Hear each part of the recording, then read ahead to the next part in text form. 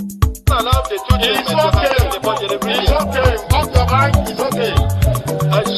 Off your mic. Chai! Now wow, people wey suppose talk truth to power don't off mic.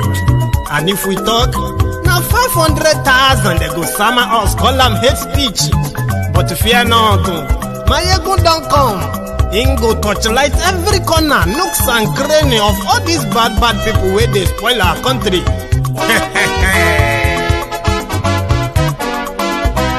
So my people make we laugh, oh yo yo. My ego don't come, oh yo yo. My people make we shout, oh yo yo. My ego don't come, oh yo yo. My ego don't come, man of the masses, oh yo yo. My ego don't come, oh yo yo. My ego diary politico, oh yo yo. My ego don't come, oh yo yo. This one not the off in mind, oh yo yo. My ego don't come, oh yo yo. And in the touchlight every corner, oh yo yo. My ego don't come, oh yo yo. Okay, some people be they holla say they want the power. Chai. Them be promise us say we go get light and power. Nah. Them hustle sote they can't get the power. But now they know they do anything with the power. Sure. Every day, dollar just they get the higher power over naira. Still them talk say make we off mind. But thank God say my ego don't come. So my people make you laugh, oh yo yo. My ego don't come, oh yo yo. My people make we shout, oh yo yo. My ego don't come, oh yo yo. My ego don't come, man of the masses, oh yo yo. My ego don't come, oh yo yo. My ego diary politico, oh yo yo. My ego don't come, oh yo yo. This one not they off in mind, oh yo yo. My ego don't come, oh yo yo. Person where they do evil, no one make person talk. Them say that my egun, that man too they talk. He too they talk. Say my egun diary, he they hot like pepper. But every day then they take money in bulk. Woman picking, they the street they hawk. Still them talk say make we no talk. But thank God say my egun don't come. So my people make you laugh, oh yo yo. My egun don't come, oh yo yo. My people make you shout, oh yo yo. Àsìkò tí gbogbo yóò rù láwa ẹ̀. Àsìkò tí gbogbo yóò rù láwa ẹ̀. Àsìkò tí gbogbo yóò rù láwa ẹ̀. Àsìkò tí gbogbo.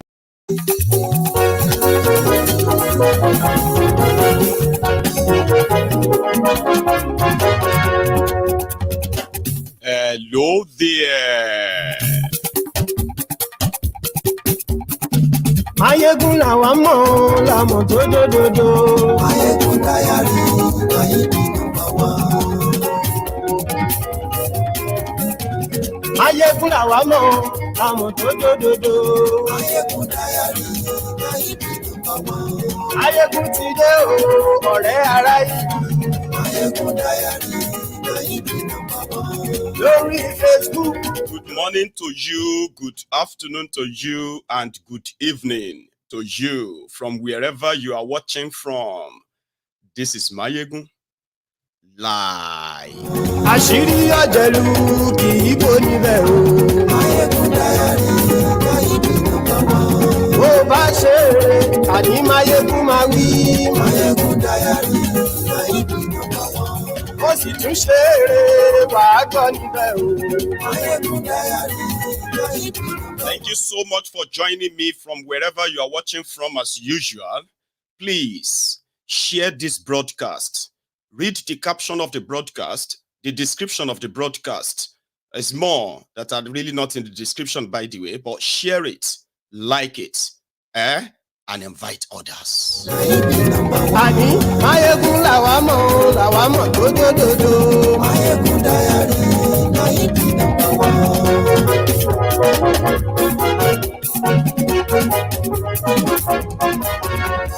It is not a good news from Ekiti. 100 million naira is the ransom demanded by the terrorists that took children, boys, school children in Ekiti, their school teachers, and the driver of the van they were traveling in. Amotekun, we are told, are still pretty much on their tail or trail. It's been over 48 hours, by the way.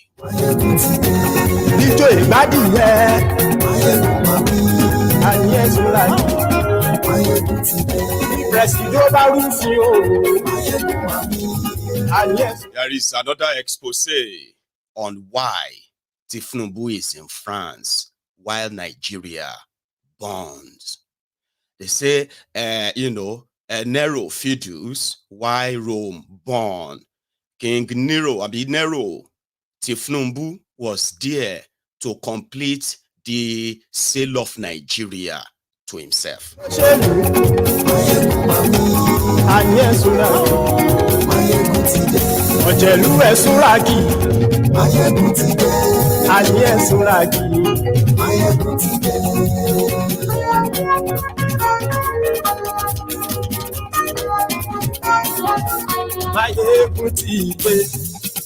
Mutide. And good morning to you once again. Good afternoon to you and good evening to you from wherever you are watching from. It is Mayegun and this is live for those who are watching it live. Thank you so much for joining me, and in appreciation to everyone who celebrated my birthday yesterday, I want to say a big thank you to all of you that I will probably never be able to mention, too numerous to. So thank you so much. Now that you have shared the broadcast, let's get down to business. 2 days ago, Fulani terrorists, they struck in Ekiti, the small state of Ekiti, witnessed the bloodiest and the tragediest day when Fulani terrorists killed 2 kings that were unfortunately loyal to APC. Egbekegbe. I remember telling all of us here that bad government is like a stray bullet. It doesn't discriminate. Very democratic. Whether you are for them or against them, even if you are their die-hard fans, you will still die from the stray bullet of a bad governance. If you are those who love to sit on the bench, on the fence, those who will pretend that you don't like politics simply because you love the status quo, but you are so afraid to publicly admit it. Bad government is like a stray bullet. It can hit anyone. Sorry, it will hit anyone and everyone, anytime and anywhere. And in fact, everywhere that you are not in Nigeria, the stray bullet of bad governance will hit you too. It's hitting all of us from all over the place. But if there is a time for people to actually sort of have a sober reflection, to think about themselves, think about the decisions they make in their lives, the ones that actually put your lives even in danger, politics. So you would have to be very, very careful when you make all those decisions and you stand by them. They might actually be you signing your own death warrant. That's how powerful making a decision on those who lead you truly is. However, it won't take out, the rage, or should we say, it won't deny us the fact that we'll keep asking for answers from those who choose blood to access power. Now they have it, and more blood are still flowing. So you can always ask for answers. In Ekiti, they are very confused as we speak, because that we are all alarmed, enraged, reacted differently to what happened in Ekiti, and just like we have been reacting to things happening elsewhere and everywhere. Their problem is not going anywhere because of all of our reactions. It won't. It's just going to be what? It's just going to go to somewhere else, then come back to them. And the victims that we are talking about today, who were actually survivors of 8 years of Bukwari's terrorist government. Now that they felt like Yoruba Lokon, and they were not really ashamed which is actually their right, by the way, right? To choose whoever they feel like will take care of them. But at the same time, it's also it is also your responsibility to take responsibility for such decisions. If you will say, 2 kings were killed, kings, crowned kings in Yoruba land, they were killed, unprovoked attack. So those who found the bodies of their kings, as sad as they are, they found closure. Compared to the parents, the poor parents of all those children, 6 boys, that's what we have heard. They said all the kidnapped children in Ekiti, they were boys, students, school children. 3 teachers and the driver. 10 people currently in the captivity of Fulani terrorists in Yoruba land. Even though, as we all know, Amotekun does not even have the the type of a weapon capacity to go after these terrorists, but they were still willing to, if you take out all of the roadblocks. So far, so good. I read somewhere this afternoon that despite the increasing act of terror in Ondo states, Amotekun still managed to apprehend over 31 terrorists caught. Unfortunately, those terrorists will be released by the system. That's part of the roadblock I'm talking about. 10 people, including 6 children, have been in the forest, possibly still in the forest of Yoruba land, in the last 48 hours. They've made contact, which means they have called. Their location could be traced, and a lot of things could be done to save these innocent citizens, right? But on paper, on paper, on TV, in your newspaper, they said they are going after them. Meanwhile, what is really going on behind the scene is negotiation for ransom. 100 million naira from the poor family of those kidnapped. A lot of you have been reading about this. A lot of you have been living in denial of this. Many of you told yourselves years ago that, because you used to read all of this, that it happened in in Yobe, in Jigawa, in Taraba, in Plateau, in Sokoto, in all these places. They are telling us people were selling their properties to pay ransom to terrorists without the help of the state. The moment your people gets into the hands of terrorists, your chance of seeing them again it will completely depends on how soon you can get them the ransom. Now Ekiti would have to cough out 100 million naira to get this. And when you read about the kidnapping of the Chibok girls, a lot of you felt like, how is that even possible? They will never kidnap school children in Yoruba land and Yoruba will look away. They just did. But because for a long time, APC, Egbekegbe, they did all they could to normalize this. After Chibok, you had Dabchi, you have Kankara, you have different kind of school mass kidnappings. And a lot of you just felt like, oh, it has happened again. Now it's happening in Yoruba land.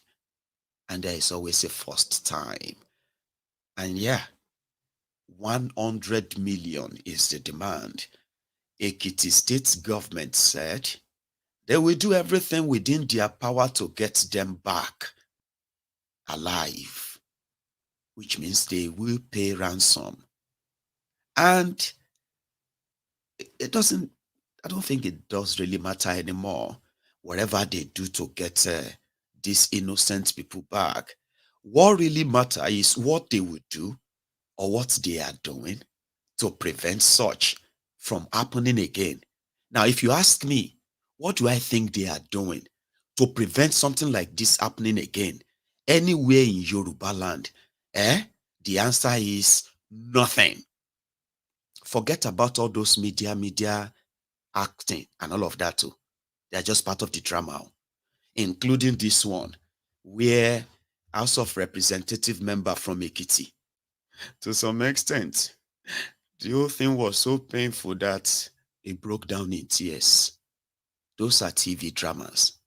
After all of that and the cameras are off, you have to give the terrorists what they want. And then you have to manage it enough that people are not going to see it that way. But they are going to actually know that that's what you did.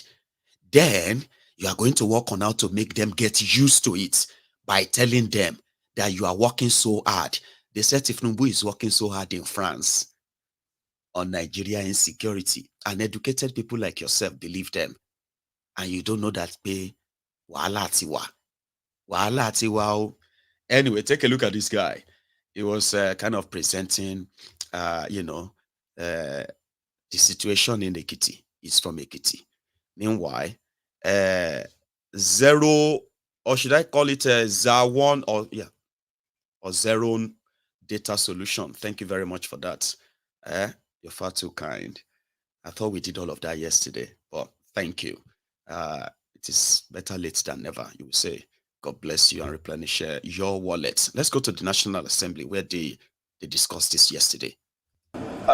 First of all, let me introduce myself, Mr. Speaker. My name is Otilo Jr., and I represent the good people of Ekiti North 1 federal constituency comprising Ikole and Oye local governments. Mr. Speaker, it's my pleasure to present this motion of urgent national importance on the criminality currently ravaging Ekiti State. The House notes that there has been an increase in criminal activities in Ekiti North 1 federal constituency in recent times, resulting in the loss of lives and property. The House also notes that the constituency is exposed to peculiar security challenges due to the nature of our forest and topography, and more painfully because Ekiti federal roads are some of the most dilapidated in the entire country. Further notes that on Monday, January 29, 2024, these criminals carried out a dastardly attack in the Okeako area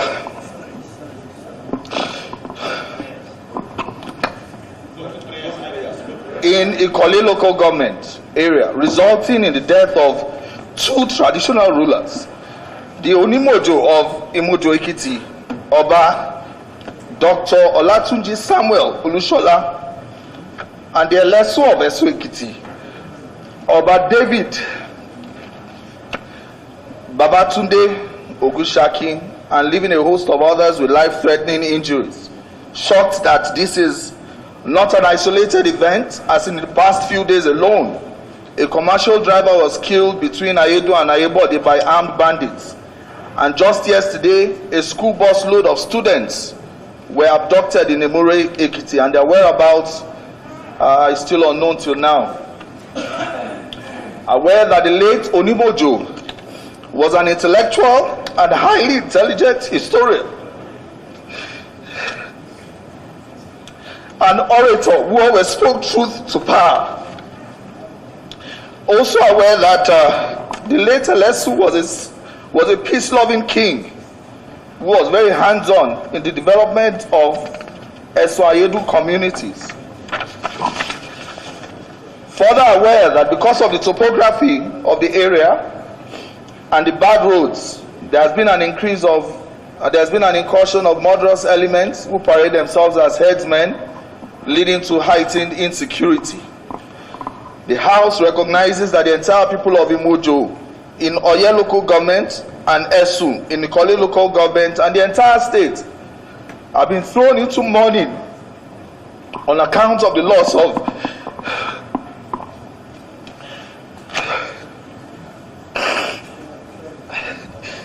our are highly revered traditional rulers who were forces for community development, peace, and stability in the constituency and the entire state. Cognizant that the Nigerian army has a military outpost on that road, which has been non-functional as the only patrol on Tuesdays, leaving the communities exposed for the rest of the days. And the House resolves to observe a minute's silence in honor of the memory of the dearly departed monarchs. The House further urges the Chief of Army Staff to redeploy military personnel to the outpost along the Okeako area to enhance security and forestall a repeat of such acts. The House also directs the Inspector General of Police, the Commandant General of the Nigerian Security and Civil Defense Corps, and other security agencies to deploy more men to Ekiti North 1 and ensure that those who carried out those acts are fished out and brought to justice. The House also urges the security agencies to put all measures in place to rescue the school children and teachers who were abducted in Emure Ekiti. The House also compels the Ministry of Works and FEMA to immediately rehabilitate the Ayedu to Irele Road and other roads in the federal constituency. The House also mandates the House Committee on Legislative Compliance to ensure compliance and report back to the House. So I so move, Mr. Speaker. Fellow Nigerians, this is just the beginning. This is just the beginning. How many of you believe that that crying was genuine or real? Raise up your hand if you believe. Yeah, raise up your hand because we are all humans. Sure, you understand now? So raise up your hand higher, upper, ahead. If you believe that cry is real, yeah, upper, more. Now fold the hand like that, like me, like this. Oh yeah, knock your head harder. It's all dramas. Very soon, you see, inside that same National Assembly, where he is putting up that drama, all right? Half of them inside that National Assembly, they are from northern Nigeria that do not go back to their constituency anymore. Kilonshin constituency. They no longer go back to their constituency because of insecurity. Did you hear him say the military outpost in that Ekiti North has become non-functional and they only operate they only patrol on Tuesdays. The remaining 6 days in a week, the people of Ekiti North, they were at the mercy of their killers, kidnappers, rapists, Fulani terrorists. Do you understand that? So very soon, some of these southern lawmakers in Abuja, they will no longer be able to go to their constituencies anymore. It's already getting there. Very soon, they will no longer be able to. They will only be going to their state capitals, like their counterparts from the Sharia North. You just go to your state capital. In Borno State, for over 8 years now, more than 20 local government areas, not just one, more than 20 out of about 27 local government areas have been taken over by terrorists, and they have been left like completely for them. Borno State too, but they are still doing governorship election. They are still doing a local government election. They are still collecting allocation for all the local government areas. But guess where majority of them lives? State capital. That's how dysfunctional that contraption is. So you see that guy crying. The cry never starts. It's unfortunate that a lot of the Lagos Abobakus, the bad starts, the bad idiots, A lot of them are kind of putting it, having it in their, pangolo heads that exposing these criminals as well as the danger they are putting everybody in, is like, that is us crying. You go cry for 8 years. And I've told you before, cry go different from cry. So now all of us go cry for as long as this criminality exists and continues. Now all of us, but our cry go different. Somebody like me now, if I walk to a filling station in Nigeria and I say, how much is a liter of petrol? And they say, it is how much? 650 naira. So somebody like me would just be like, what kind of a country is this? What is all this nonsense? Do they want to finish all this? Yeah. Oh yeah, give me full tank. Yeah, somebody like me would be like that. Anyway, put the full tank. Only God will save us in this country, man. We must do something. Yeah. I'll pay, I'll walk away. If I walk into a store and they say, a bag of rice is now 100,000 naira. Where are we going in this country? What kind of a country is this? Do they want to finish all of us? Give me 2 bags. Please. That's somebody like me. Do you see the level of cry? A lot of you, the only way to console yourself, or you'll be consoling yourself on that Thiefnubu, is when you become creative like this. Lórí rice àkọ́kọ́ 63,000. Ọlọ́run àyìn ológo gba ọpẹ́ wa. Lórí gàrí kí ọ̀dà kan 25. Olúwa bàbá ẹgbà ẹ̀yìn wa. Lórí epo petrol 620 per litre. Ìwọ nìkan lọ́pẹ́ yẹ. Bàbá gba ọpẹ́ wa. Gba ẹ̀yìn wa. Lórí sẹ̀mó ó ti di 2,008. Ọlọ́run àti fọkàn balẹ̀. Abẹ́kò gba ọpẹ́ wa. Ẹgbà ẹ̀yìn wa. Lórí àwọn tí wọ́n ń gba sálárì 40,000, 30,000 nínú ẹkọ́nọ́mì yìí. Ọlọ́run yìí, Ọlọ́run ẹ̀yẹ. Bàbá ẹgbà ọpẹ́ wa. Wọ́n ti ní ká fọkàn balẹ̀. Ọlọ́run ó yá fi wá lọ́kàn balẹ̀.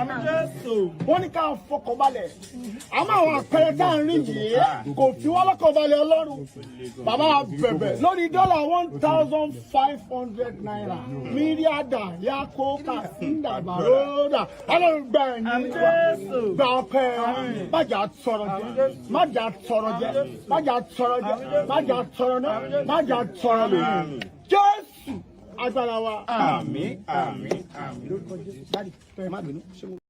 People where they pray for transformer, will blow to start working. You will become creative. Somebody said it is suffering and smiling. I said it is coping mechanism. And somehow, a lot of us from Nigeria were born with it. Coping mechanism. Laughing at it. Dying slowly. And all of that stuff. So our tears go dey different too. Shey you understand? And you see the tear we be seen are fake. Is that tears from that honorable from Ekiti? He has said all he said, like everyone else from all the troubled areas. After that, he is going to be very careful going to his Ekiti North. The people he represents, he is going to watch them get slaughtered, get dehumanized, kidnapped, and further impoverished in a contraption called Nigeria. It is what it is. It's a very sad situation. That's why we said that break up Nigeria and save lives. We are not asking for war. This is like they told you Nigeria is not at war. Don't cause war in Nigeria. All of you should be very careful. Because if you cause war in Nigeria, all your family members are not safe. Our family members are not safe now. And if this is an invincible war, well, we know those behind the mask, they've taken off the mask. We know those who are killing us. But they said we can't fight back so that we don't cause war in Nigeria. Every day, people are being killed violently. And you just please don't cause war in Nigeria. Baba Syria thought in war gone.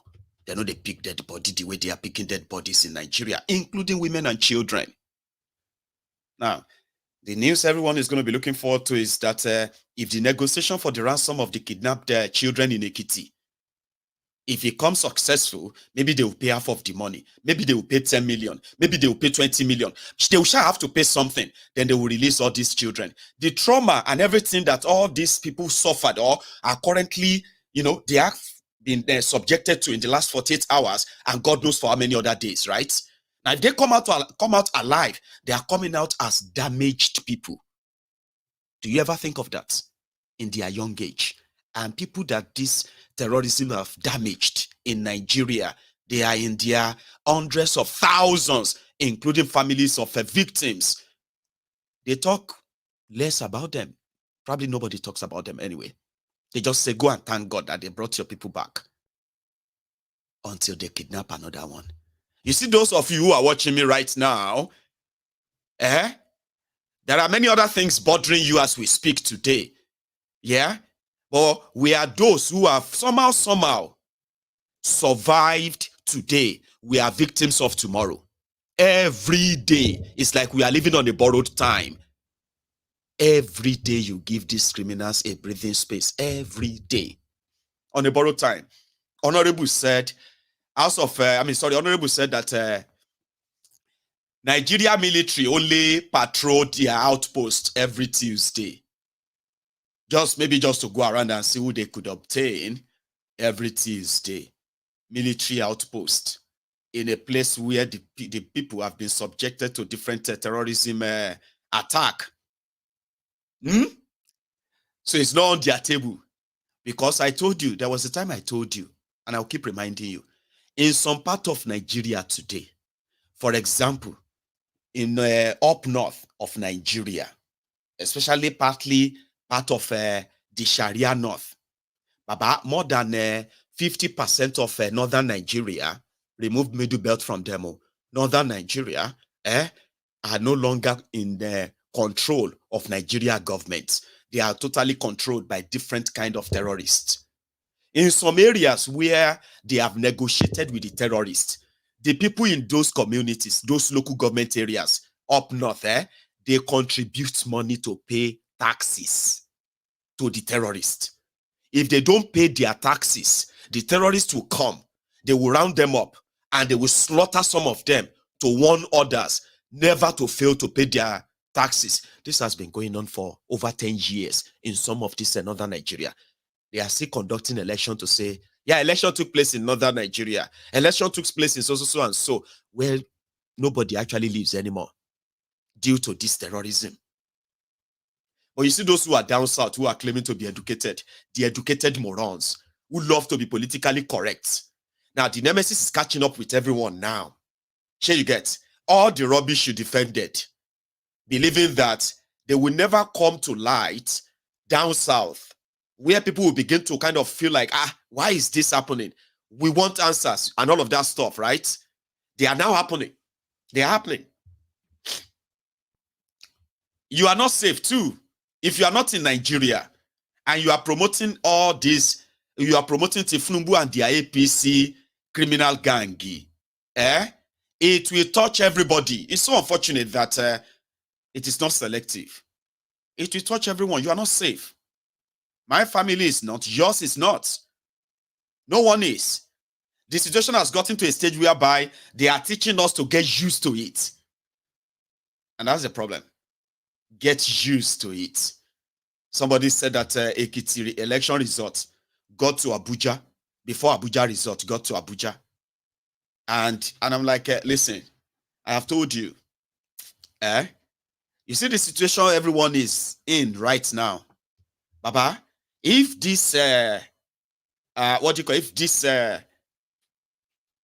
failed government and their handlers and all that, if the consequences is selective and just pick on those, especially those academia, supposed educated people, lecturers who were boldly saying that Thiefnubu had the experience. Thiefnubu is this, Thiefnubu has that. I am talking about lecturers in universities in Nigeria. It was the battle of the old generation and the younger generation. Sure you get? And that was why the messages of, what do you call it? Their messages of tribal division and the rest of that went on. So, the man that all these educated wearies who are now acting up like, oh, we didn't expect this. We were not expecting him to be like this. If the consequences will select them alone, I may actually be up for it. But we all know that now everybody, the collectors will speak. Sure you get? So that's that feeling of, oh, is a karma, especially when you see those who publicly disgrace their family names for this drug dealer, Thiefnubu, and today they are going through hell like everyone else. If they were the only people affected, I will be up for it. But take a look now.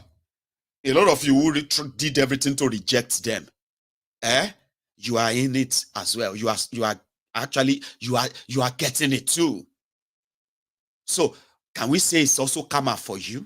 I can't say it's a karma for you. You don't deserve it. You see all this nonsense going on in Nigeria today. For everyone who tried their best to bring to an end this jihadist and kleptomania group of people called APC, to keep gaining, controlling power in Nigeria. You don't deserve all of this, so you know that. But it is happening. Everyone is facing it.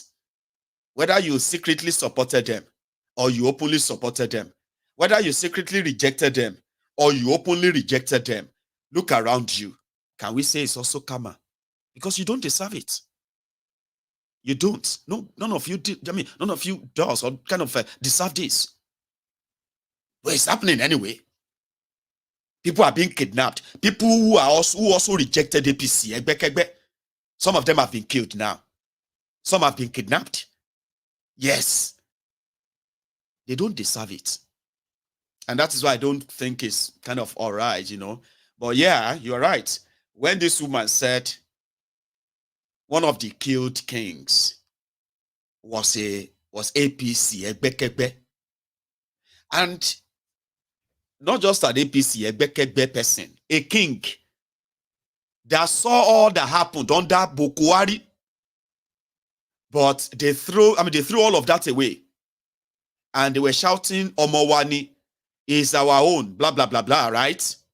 To the point that a king commandeered the people in his community and made them, all of them, to vote for APC, Thiefnubu. And that guy got killed, the king himself. That's what this woman was saying yesterday. Excellency,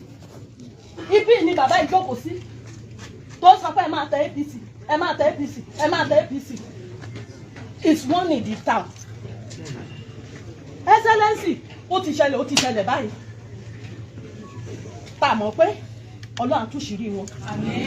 Ṣé mọ̀ pé àwọn tó ti kú, wọ́n ti tún kú báyìí. Ẹ wo gbogbo àwọn ọba Ìkọ̀lé local government tó jókòó. Ìgbà tó bá ti pa àwọn ọba, kí ni ti àwa ìpẹ́? Excellency, àwọn bòróró wọn ò tiẹ̀ já gbádùn bí. Ìpakúpa náà pa àwọn èèyàn wá. Bọ́dẹ̀ mọ́ ká ṣe é ṣe fún yín lórúkọ Jésù o. Ẹ wá báyìí a dúpẹ́ lọ́wọ́ yín. Ẹ má fi wá lẹ̀. Ọlọ́run ò ní fi yín lẹ̀. Ibi tí bàbá Ìbáṣẹ́dé ló díje yín. Please, Your Excellency. This was where this king sat. And he told all of us, yeah, oh yeah, APC. Oh yeah, start on printing APC. If they are now killing kings, what will happen to all of us? All of us here. God will expose them. But Your Excellency, please don't leave us alone. All these Fulani Bororos, the terrorists here, they never they never let us have peace. And we don't know what to do. Government was supposed to protect them. but they are all compromised. Your safety has been compromised. You see all those people who sat in that place, right? Some of them are still going to be killed before the end of this year. It's not because I wish it. Just take a look. Like, if you wish that something good should happen and you wish that something bad should not happen, if wishes were horses, beggars will ride. Oh, sure, you know. Governance is not about wishes. It is about acting promptly. Fulani armed terrorists are killing people. They are in the forest. The government, who wants to keep the people safe, will assemble his own army. They will go after those forests, clear them and kill as many of those terrorists as you can kill.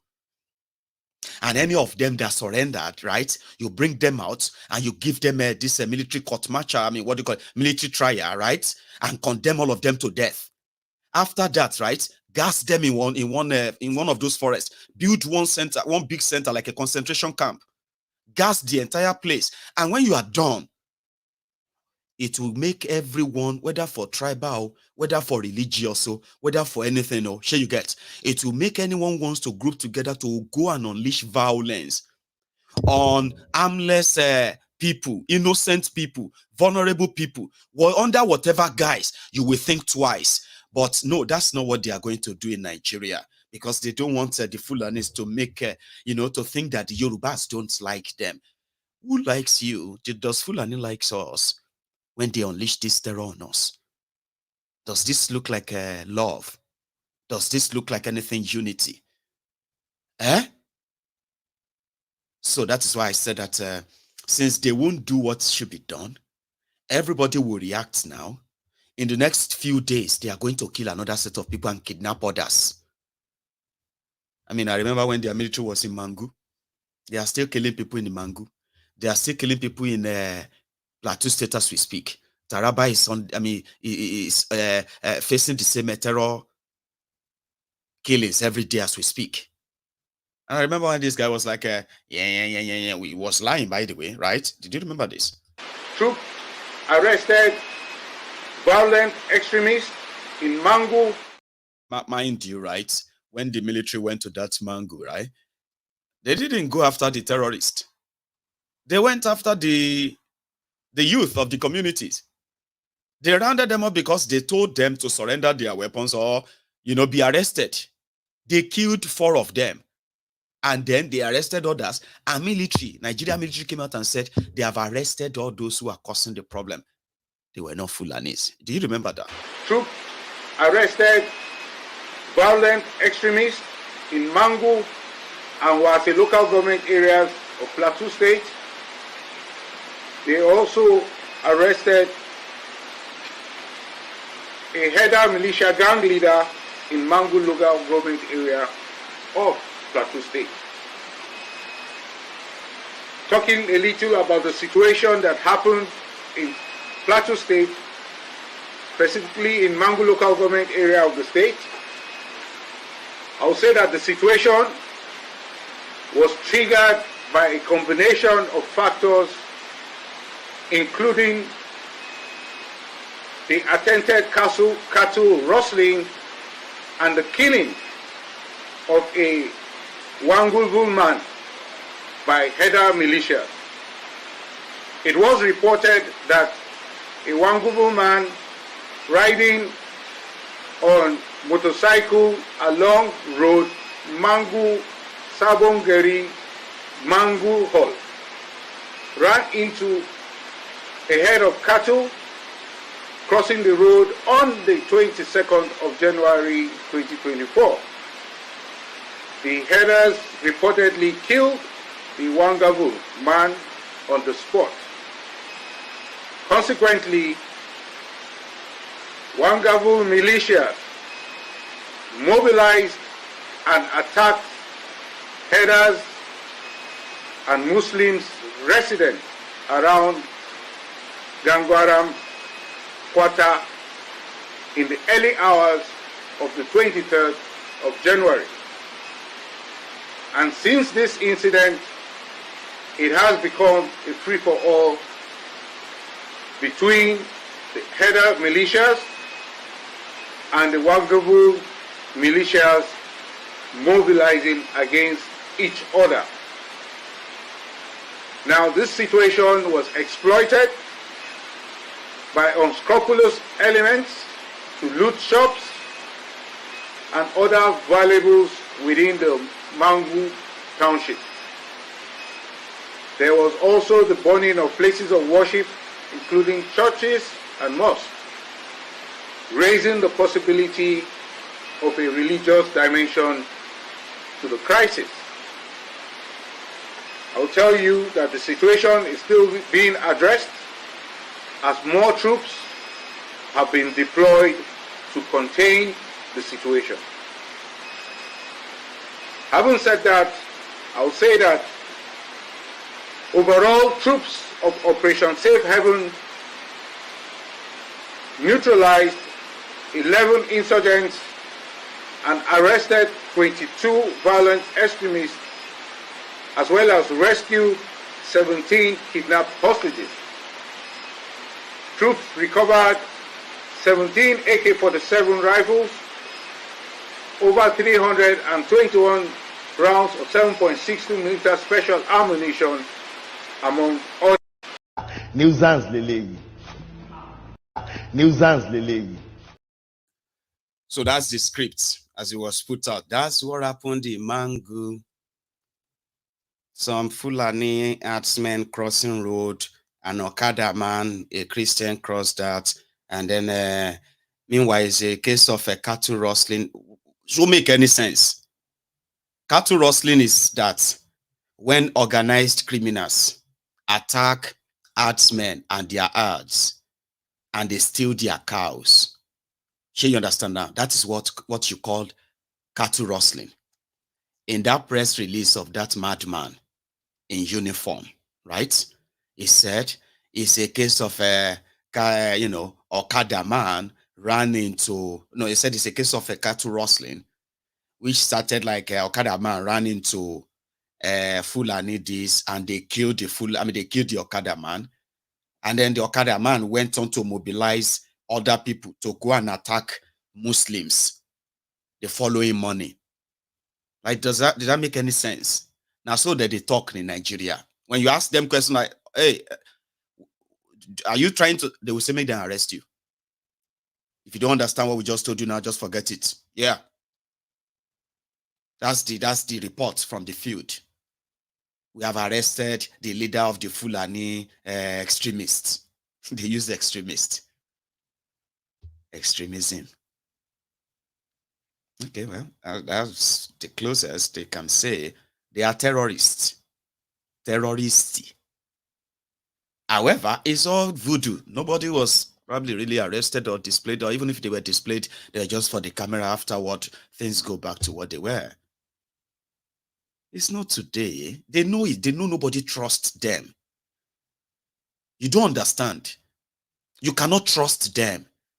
How can you brag that you have arrested over 100,000 terrorists and over 200,000 have surrendered, and the insecurity in the country has gone from, what do you call it, has gone from -2 to over 1,000.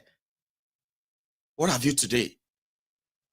If you arrested 100,000 criminals in a country who are terrorists, and then you also have about 200,000 of them who surrendered, shouldn't that be like the reduction in the extremism and terrorism? It is the same story about when they tell you that breaking news, Nigerian foreign reserve increased. I say, well, that's a good one. They have saved more money. And then you look at the Naira, I say, why come the Naira not gain any value again? They say, no, it will get there because it's all voodoo. It's all lies, make believe. How could you run a country like that?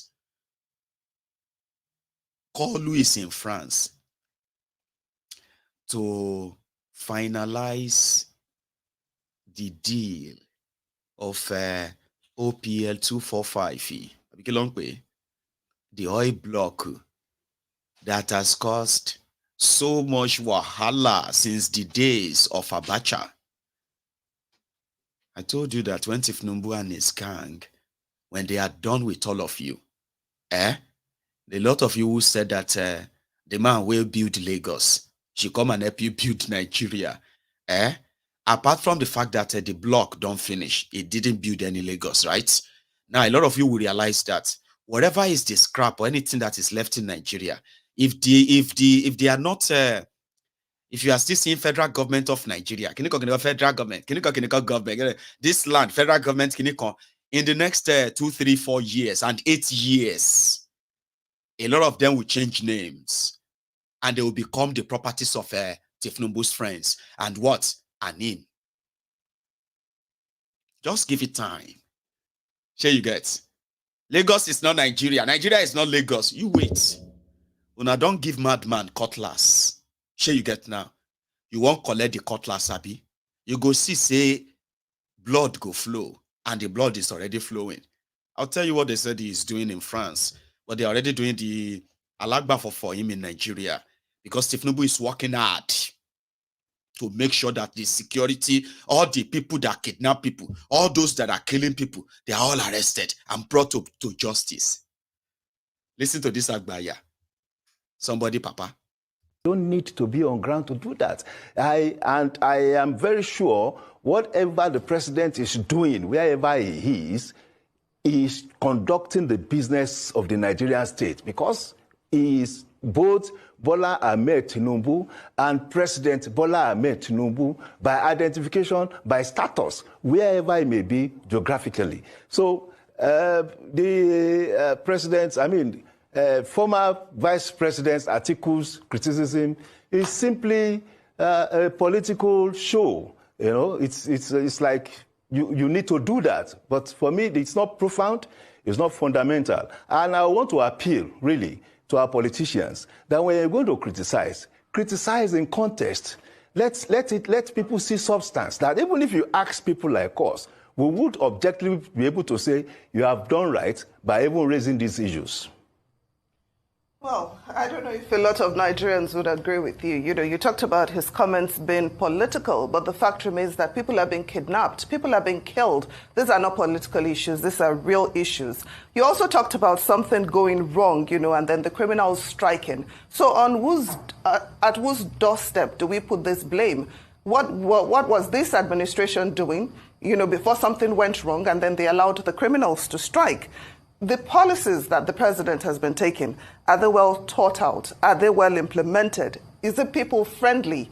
You know, Joe Ajaero, that's the president of the NLC, he said that heeding the advice of the World Bank and the International Monetary Fund has never benefited Nigeria in any way, you know, and is calling for a review of all government policies. Is it possible that we should be looking elsewhere, probably, you know, for a homegrown solution to this domestic crisis we are facing?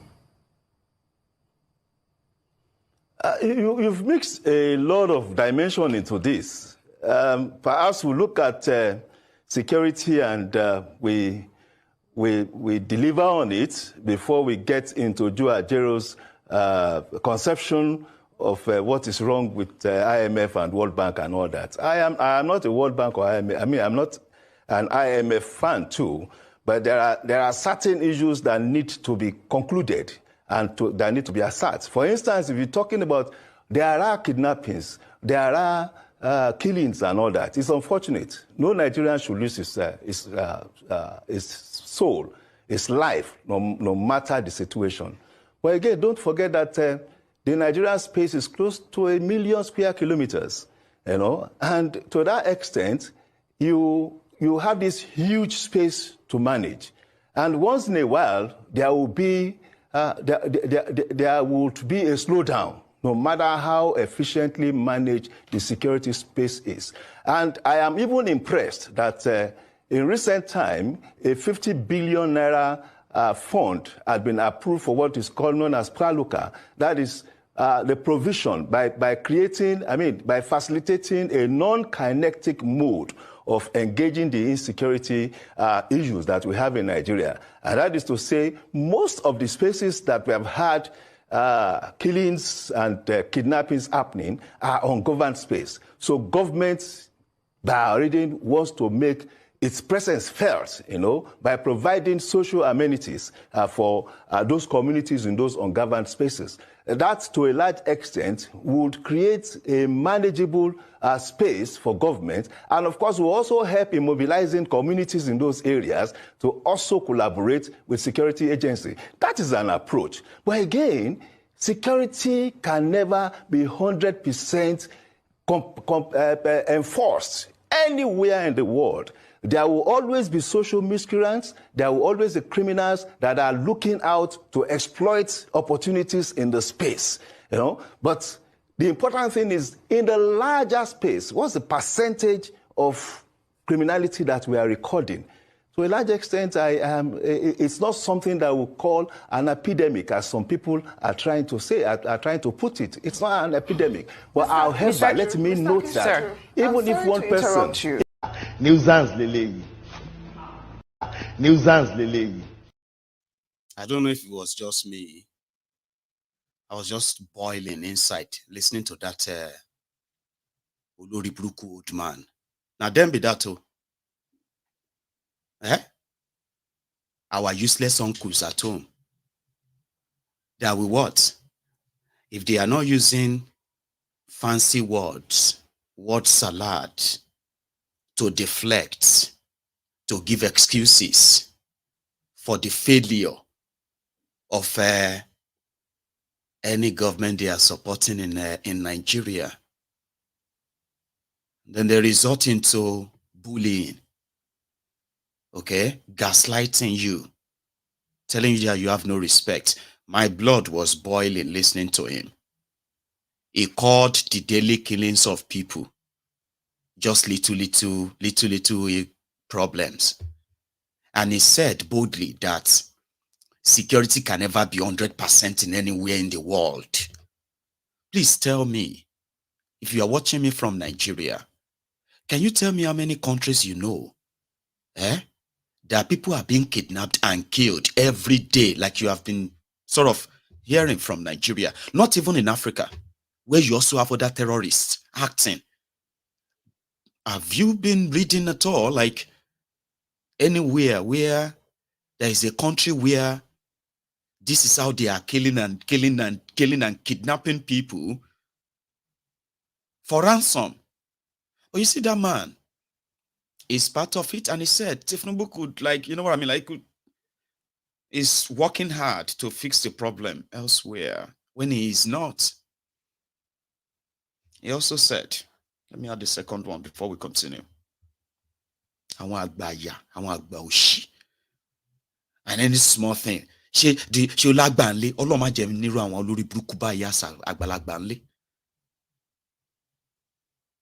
are the product of the Nigeria genocidal war. They are the people that are still fighting the genocidal war inside them.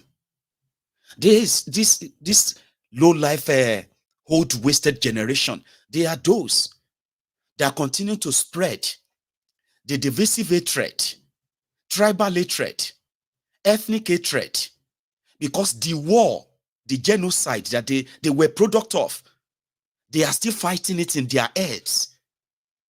And to them, if it is not tribal, it is not for them. There's nothing about country to them. They will pretend that it's our country. But they don't care about any country. They don't. So unfortunate, oh.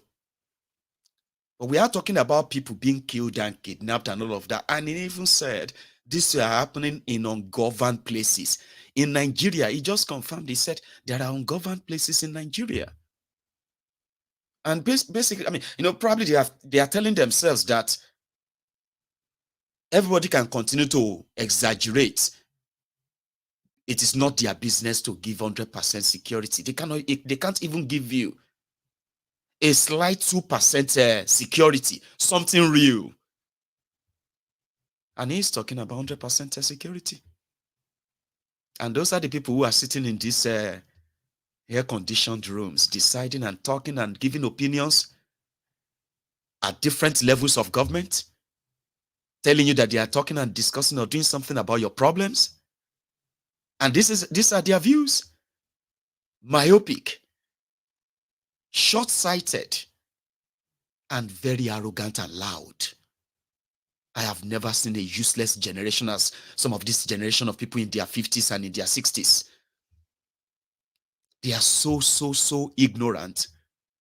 At the same time, they are so loud. In their bigotry and short-sightedness, they are so arrogant. We will break you. Let me promise you that. You have been gaslighting people for a while. But because of all of this, we will tell generations, all right, that those of you who abuse the privilege of being Yorubas, the privilege of being elders or older people in Yoruba land, and then mortgaging our future for your selfish interests, we will break you. You will not break us. It's all those bullying. All those show Lagba and Leni. Don't you have respect? Where are your parents? Can you say that to your father? All those nonsense. They will not break us. We will break you with your criminality and your emptiness as well. We will break you. This generation will break you. You can hate us and say all you care about. But by the time we actually mount the number, we will destroy you. People like this. Hi, Mr. Akinshiju. Fair enough. We hear your explanation. Right. Okay. But very briefly, do we not put ourselves at a disadvantage and albeit at a risk as a nation and a people when we don't call a spade, we don't call it like we see it, especially for fear of retribution? It reminds me of the Hans Christian Andersen book, The Emperor's New Clothes, in case you're not aware of what happens there. It's pretty much everyone not wanting to say exactly what's going on for fear of retaliation from the king or the emperor. It seems like we have a similar situation within Nigeria. It seems like, it seems that those who are more astute, the educated class, those who are in the elite positions and in the power positions aren't exactly saying the truth about what it is that is happening, which causes a whole trickle-down effect in terms of perception and how to move the needle forward. Do you see this as a problem? Well, I do not exactly get the anchor of your submission, because I am here talking as one that follows policies of government and at the federal and the subnational level. And as far as I'm concerned, here we have policies at the federal level over the past 8 months that I believe had potentials to drive development. Hi, Mr. Akinshiju. So he's still very much arrogant. And listen to me, right? I am not using a blanket statement here, okay? So I'm actually using Mr. What do you call it? Akindie. So in Yoruba land, we know that there are very, very, very, very intelligent and good people who have advanced in age that completely will never be part of this. Some of them blame themselves that they did not speak out or speak up enough, even though they disagree with a lot of things too. They just minded their business until now that they realize that they could have done more when they were younger too. So therefore, they give their support to the young people who are fighting for our future, the future that these criminals don't care to mortgage. They don't care. So I'm not going to use a blanket. I'm not using a blanket statement on all of you who are in your 50s and your 60s. So I am talking about those, despite you living that long, you've been alive for 50 years, 60 years, 70 years. You have seen a lot.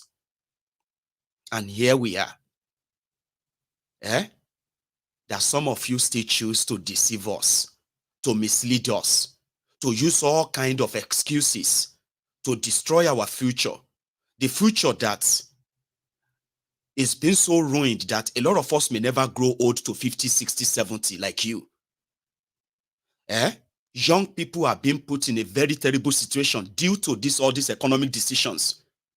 So when we begin to see those in their 50s and 60s trying to shut down young people who are kind of outspoken and speaking out, encouraging others to add their voice and save their own future, if they can. When we see those of you in your 50s and 60s doing all of this, you don't deserve anything. You deserve destruction, and we will destroy you. You will never really get to us anymore. You get what I mean? It's all those fancy threats that you normally throw around. We are very sure that wherever we are going to become in life, especially young people in Nigeria today, what you are going to be in life is not coming from any of this criminal system that you have in Nigeria. It's not coming from them. Whatever they are teaching you in your schools today, they are lying to you. The only thing you are going to take away from that your school is how to read and write, and maybe how to speak English. Sure, you understand? In fact, all of their policies, for those of you who are still in school watching me right now, all the policies of the criminals in government, they are policies that are going to work against you, against your progress, against your development, against your freedom. I am saying this to you. So if anybody has lived to the ages of 60, 70, and they are trying to shut us up for calling out these criminals by just, throwing in, show lagba and leni, don't you have elders at home? You even lack home training. Can you say that to your father? Now, we will ensure that this generation will not only disrespect you, we will destroy you. I promise you. Because your efforts will kill us young. You don't know that. Yeah, a country that failed to plan, especially for our own young generations, right, is already planned to fail. That is as simple as that. So if you want to have a life and a future, it's not coming from these criminals. When you see them start gaslighting you or trying to bully you, nothing they can say to you. Those are the useless agbalagbas. There are very supportive elders too, who gives, encouraging advices to young people. Tell them, in fact, to them, they wish they were younger. Ask some of these older people that you see today who feels like, they feel sorry for us. Go and ask some of them. They will tell you, we really, really feel sorry for some of you young people. Honestly speaking, we're supposed to be apologizing to all of you. 50 years ago when I was a teenager, when they start the story and what they have been able to do, when they were our own age. Yesterday, I turned 40. I should be the former president of Nigeria if I was in the era of the criminals who destroyed Nigeria. If I came in their time, Gowon was just a 29-year-old young man when the coup that made him the president of Nigeria happened. Young people. Chief Obafemi Awolowo became the leader of the entire Western region at the age of 38. 38, Chief Obafemi Awolowo. But go and look at the people in their 20s, in their 30s. Richard Akinjide became a presidential advisor at the age of 23. And your guy, Patu Tommy, he became a presidential advisor at the age of 25. He was even younger, like his own generation is younger generation. These guys were kind of bold enough to lead countries, to lead battalions, to lead this or that. In their 20s, in their 30s. Go and look at Nigerians in their 20s and 30s today. Go and look at them. In their 40s as well. Some of them are still collecting pocket money from their parents because they are still being fed by their parents. Useless. Because that's what their policy did. In the last 63 years of Nigeria dependency that they call independence. So if anybody had lived long enough to the age of 60, 70, and they are doing trolling of young people on social media, don't ever get trolled. If anybody come and say, can you say that to your father? Say it. Type it in Yoruba. Go on Google and type it in English and tell Google to change it to English for you. These are empty scores. Useless people who grow old too. Sure, you understand? And they don't care if your life is destroyed, if your future is destroyed. If all of that can hand them or get them a house in Lekki, get them property in Lekki, and maybe just get them another one in Abuja, you and everyone around them can go to places. They are so loud and empty. Very loud and empty. How could you live that long and with all your experiences, you are looking at what these young people are going to face, what their future looks like, and you are not afraid for them? You want to bully us, call us names, threaten us. We will destroy you. We promise you that, right? So they've destroyed Nigeria beyond repair. Thiefnubu is not doing anything in France other than finalizing a deal that they said that has caused so much wahala for a long time. You know, you've heard about Don Etete, Abiana Etete, of any oil, I think. Then the deal of a Shell, as well as, okay, I'll come back to that. Somebody was making an effort to explain the deal. Well, it wasn't explaining. It was just trying to kind of let people know that the explanation given for why Nigeria under Thiefnubu made a deal to give a $12 billion worth of crude oil as a collateral for a $3 billion loan. And if they don't pay that back, the future oil prospect in Nigeria, 164 million barrels of crude oil will be given to this lender. And then they said they want to use that to strengthen the Naira. I'll start with this. Sambo, the answers provided does not make any rational sense to any honest, sincere investment banking executive or even a normal person that reasons rationally. What are we talking about here? Nigeria wanted to borrow $3 billion from Afro-Exim to shore up our reserves to help protect the Naira from the downward spiral that has been going over the last 6 months. And then somebody is telling us that they are going to secure it with 167 million barrels of crude oil, valued at today's market price at $12 billion. Somebody need to make that make sense to me. Are the crude oil going to be given, is it a collateral that will be returned back to Nigeria? Or are we exchanging $12 billion worth of crude oil in today's market value for $3 billion at 12% interest rate? It does not make sense. Nigeria is a sovereign nation. Nigeria is not one special purpose vehicle that was incorporated somewhere in Somalia or Yemen. 12% interest rate to a sovereign nation like Nigeria as interest rate. And of course, there are even hush-hush sounds that fees in excess of over $100 million were paid. That one had not been clarified. It does not make sense. Nigeria, as of today, has capacity to borrow $3 billion without the kind of convoluted structure that they put in place, just like what they did over this. The other day, they told us they wanted to structure $7 billion against dividend receivables of Nigerian shares in the Nigerian liquefied natural gas, which is okay.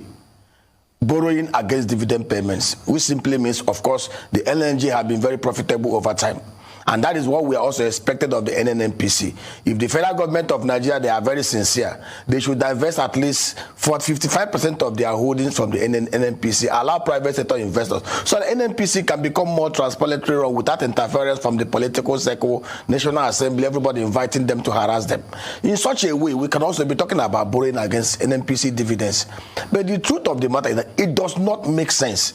Borrowing, remember that our daily output now is about 1.3 million barrels. We're even projecting to increase to 1.78 million barrels a day. That simply means we've mortgaged over 35% of our annual crude oil output just to secure $3 billion loan. It does not make sense at 12%. In fact, that structure, whatever arrangement that they've made, does not make sense to any rational. If we lend ourselves to innovation, we can create wonders. Yeah, it's a successful, again, a town hall, different from Bulaba. That's Bulaba economy. I want to tell you a story. And I hope you will be able to understand my message from that story, because it is true story. Okay. You see what that man said about how could a country like Nigeria be put in that position because of $3 billion loan? To those who are like normal human beings, who are not thieves, they can easily tell that the package was not put together for Nigeria. They just use Nigeria as a special purpose vehicle to take that money, so that Nigeria will be the one indebted to that, and the money goes straight to them. Starting from those who put the arrangement together. Tony Elumelu alone made over $100 million from that deal. Yeah. It's a deal that says, 12% interest rate, and then $12 billion dollars worth of crude oil is going to be the collateral. It's a deal that is not to help Nigeria, but they have to make you believe that Ababasho makes sense in it. They won't go borrow money to strengthen Naira. Does that even make any sense? How do you borrow money to strengthen Naira when you are not actually borrowing the money to put it in the economy? They just said they want to make sure that to back the Naira. And educated people, they read that and they were not alarmed and say, let me this one don't make any sense. This is fraud. That's exactly what is happening in France, as Kolu is using one stone to kill two birds. Somebody said he wants to invest $1 million on my platform. I know. You see? Sounds good, yeah? Okay. So if you want to invest $1 million on Mayegun's Diary Politico, you can speak to my lawyers. Because from tomorrow, officially, right, everything I do is going to now be like official Mayegun and all of that stuff going forward. So $1 million sounds good. Bring it on. And even though my people would tell me, be careful, Mayegun. Do you think somebody wants to give me $1 million? What have you? We'll continue to drop it like that in the comments. Somebody probably is wishing me getting $1 million a deal. $1 million deal for just doing what I do best, right? Sounds a little bit, interesting, doesn't it? Let's go to France, because this is already part of the deal now. Who you have as Thiefnubu's, your druggy president is a deal maker, is a drug lord. And wherever the deal is going to be made to the Thiefnubu's empire, of course, they will now do what they did in Lagos that you have been hearing about. Some of them that are so unbelievable to you. Some of them sounded like they were just lies because they are just impossible. Now you are going to witness them in real life. And I pray that you live long enough to really get angry and mad at how they have fooled you. I'm talking to the Lagos Abobakus now. You have heard about Malabu deal. Malabu oil. I've been a Malibu. Malabu is Malabu. Don Etete. Babangida. Abacha. Now, from Abacha time, right, there is this controversial OPL. Oil block. It's like an oil block, okay? Like a place everybody drills for, oil block, borehole. You know that borehole. But that borehole is not for water. It's crude oil. Somewhere in Niger Delta. And it is called the OPL 245. It is right there in the offshore of Nigeria, which is on the Nigerian water.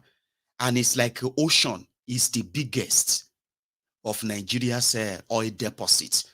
According to people, right? They said from the oil discovered in Nigeria over the years, so at different locations, all right?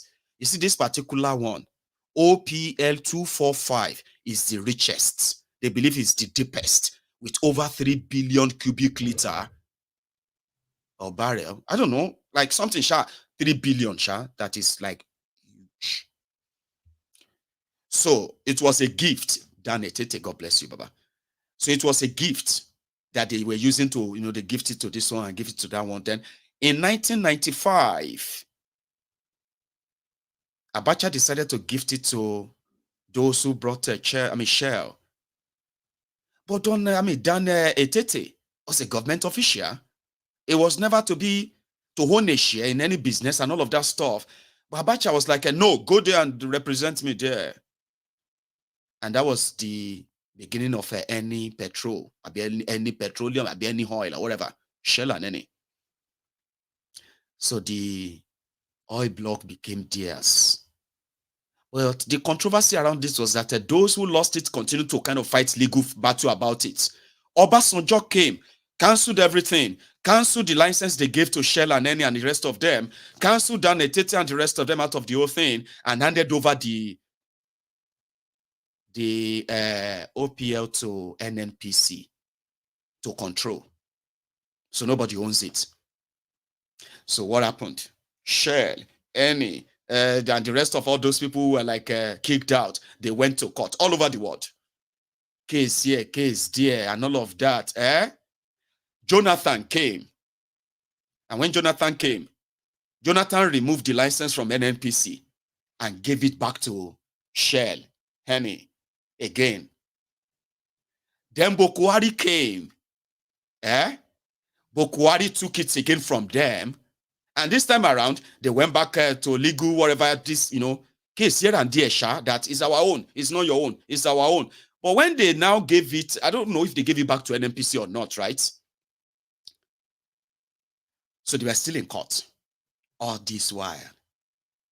Now, from what we have now heard, just before the end of last year, sometimes in November 2023, Shell, Eni, Oando, Dan Etete's business associates, they reached a deal and they sold what is not there. So, like, it's no longer in their commando. They sold it to Oando. They sold the oil block to Oando. And guess the owner of Oando, or the head of Oando, Wale Tinubu, which is reported to be the nephew to Bola or Ebola Thiefnubu. Now that Ebola is your president, after the deal was done, they said that the man, Shaguri, Thiefnubu's confidant, who lives in France, said it was time for Mr. Thiefnubu to give the final seal and withdraw all of the federal government cases and other cases, everything against this and that, and approve the sale, which is exactly what they have done yesterday. So what that simply means is this. After almost 20 years or more than 20 years of the battle for the OPL 245, the deepest and the richest oil deposit in Nigeria, has finally come down to the call-loose collection by using his own nephew, Wale Tinubu, as front. Oando will now be the owner of OPL 245. Chai, Obasanjo go get attack. Obasanjo will get attack and just die peacefully now and say, Omo, before Nigeria will break up, it will be over my dead body, because by the time Thiefnubu is done, even the Azikiwe airport in Abuja will likely become Remi local and international airports. And you'll be wondering, this was built, as they've sold it to Remi because Nigeria can no longer handle it. Ask the Lagosians how much of their money was used to build BRT. Ask them today, who is the owner of BRT? Not Lagos. Primero, that paid no shishi. Shengbai. They are the owners of the BRT in Lagos. And when you go around it, it is part of the collection of Thiefnubu. Emma learn a lesson. Tell them, àsìkò tí gbogbo yín máa rù lẹ́wà yìí. Àsìkò tí gbogbo yín ó rù láwà yìí. Àsìkò tí gbogbo yín ó rù láwà yìí. Àsìkò tí gbogbo yín ó rù láwà yìí. Inshallah, I will be there. Now all of us go cry. Here you get. And our cry go be like, it go did different. Some of you go cry, lako. I want crying to help other people like will be like, you know, that kind of cry that will stop other people from crying. Like that. No, not like that. Worse than that. And somebody like me that is like, oh my God, this country. Oh my God, this country. And then somebody is like, yeah, Boko, yeah, you just be like, Baba, when I say your own problem, pass my own problem. I go stop crying. Man, listen to your own cry. Cry, dear.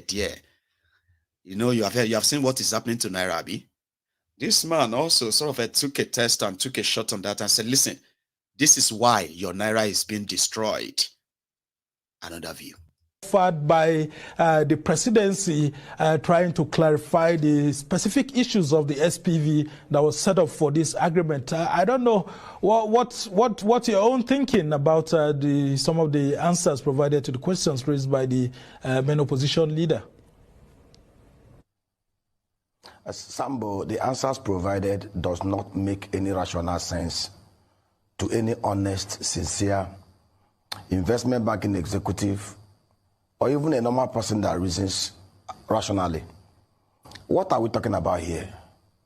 Nigeria wanted to borrow $3 billion from our friend Exim to shore up our reserves to help protect the Naira from the downward spiral that has been going over the last 6 months.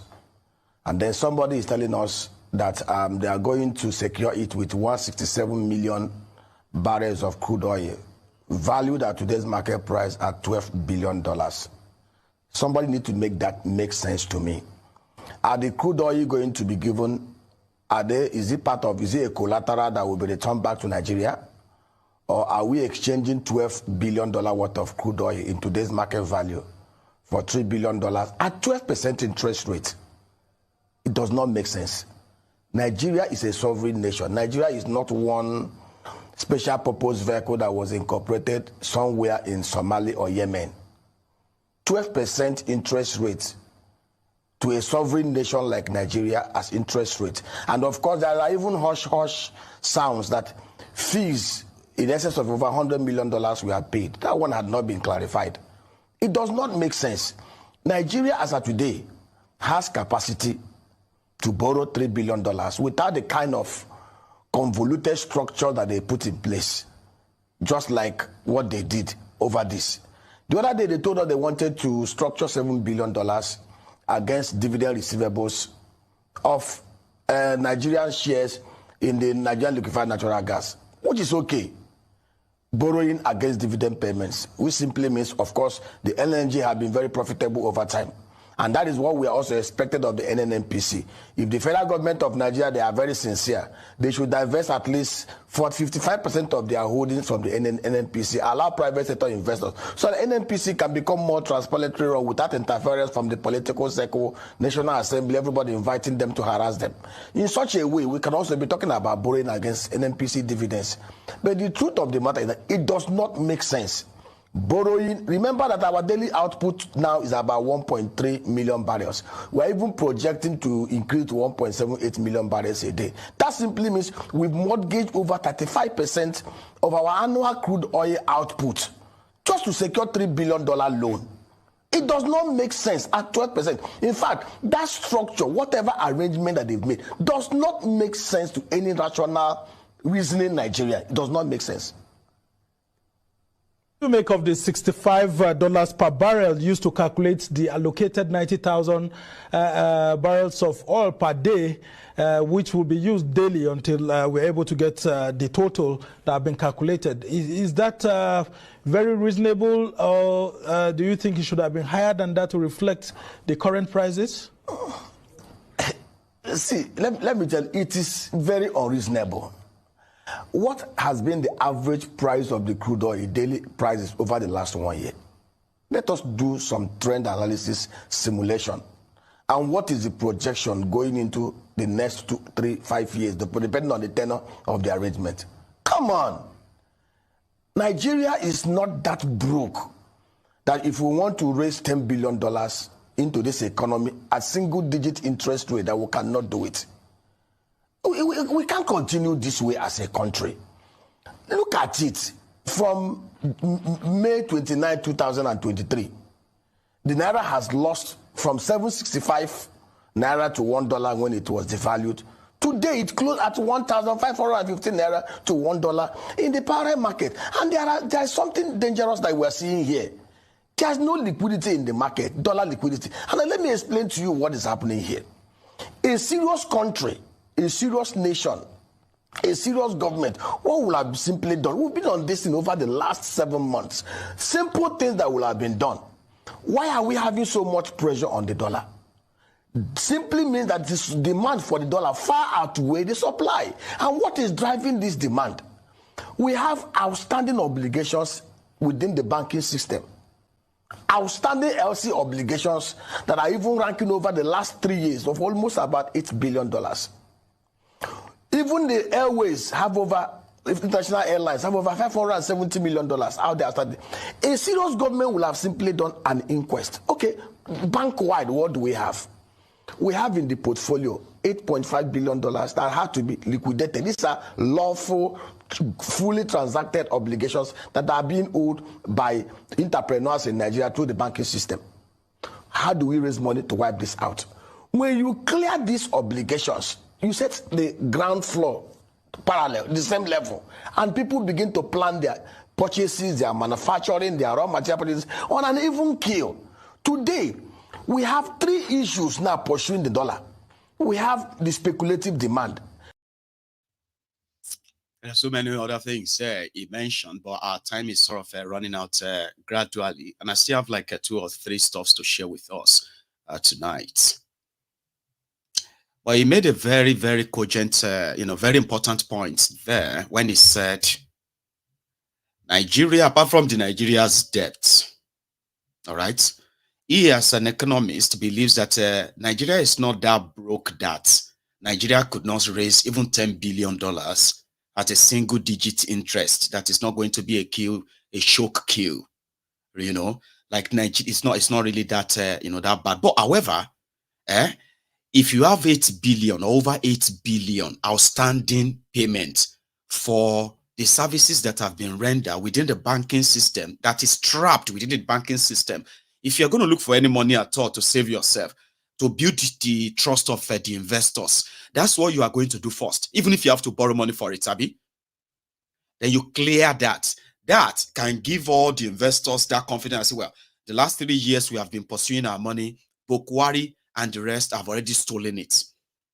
The reason why there is no dollar is because there are more demand for dollar, right, than the demand for your naira, you say. And what are those things driving those demands? Importation, no, including this backlog as well, right? So if you now want to kind of make any meaningful, sort of like he said, right, clear those backlog, even if you have to borrow money for it. Thiefnubu and his gang have borrowed over 8 billion, if not more than $10 billion in the last 8 months already. And this is not a makeup. They have been borrowing and they've had people writing the check for them. IMF, World Bank, wherever they could get anything from.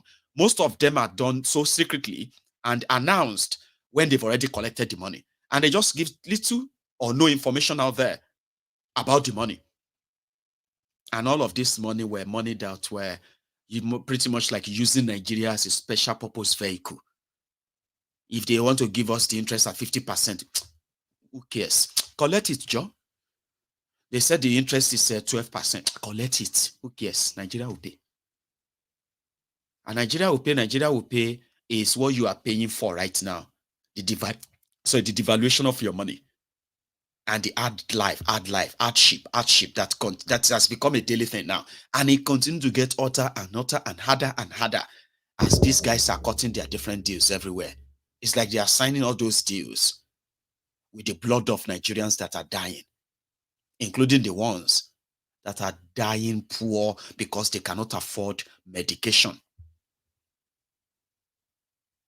Think about that. Signing the contract of making themselves rich on your blood. And a lot of you will still probably want to defend them, unfortunately. But let's go to the next one. this one is like an advice, okay? Just for all of you, probably you do business. Things are tough right now in Nigeria. Everybody knows. And it won't make any sense for you to become a victim of money doublers and all those people. I've seen people who kind of said that, you know, they went to change money and they counted the money they gave to them. But the moment they got home, the money was no longer complete or something like that, or the money was fake, or the money turned to ordinary papers and so many other things like that. Okay. When I saw this, I was like, well, I've read a lot about this, but I just didn't know how they were doing it. Okay. When you go and change money and then they give you the money to count and you count the money and it's complete and you leave the place and then you go to your place and you count the money again, it's pure trash. Apart from the fact that it's not complete, but you have all these pieces of papers attached to your notes.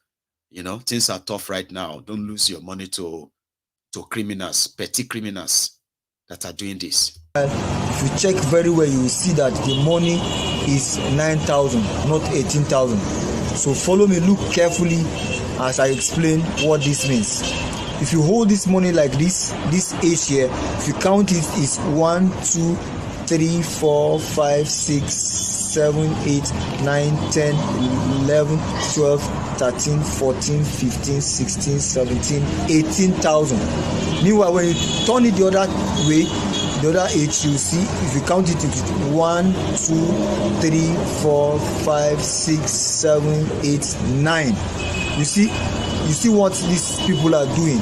So this is what they do. They will take 1,000 and put another half of 1,000. Look at it here, another half of 1,000. So if you're not careful, they will take this money like this and give you, like, if they are giving you, you are presenting the money, they will give you like this. You that is not careful, you will collect it. Once you count here, you will not be careful, as in you will not check the other side end. You think once you count it here, it will give you 18,000. But meanwhile, the original money, everything here, you see, if you check very well, here down here is 9,000, not 18,000. If you use this place to count, it's 18,000.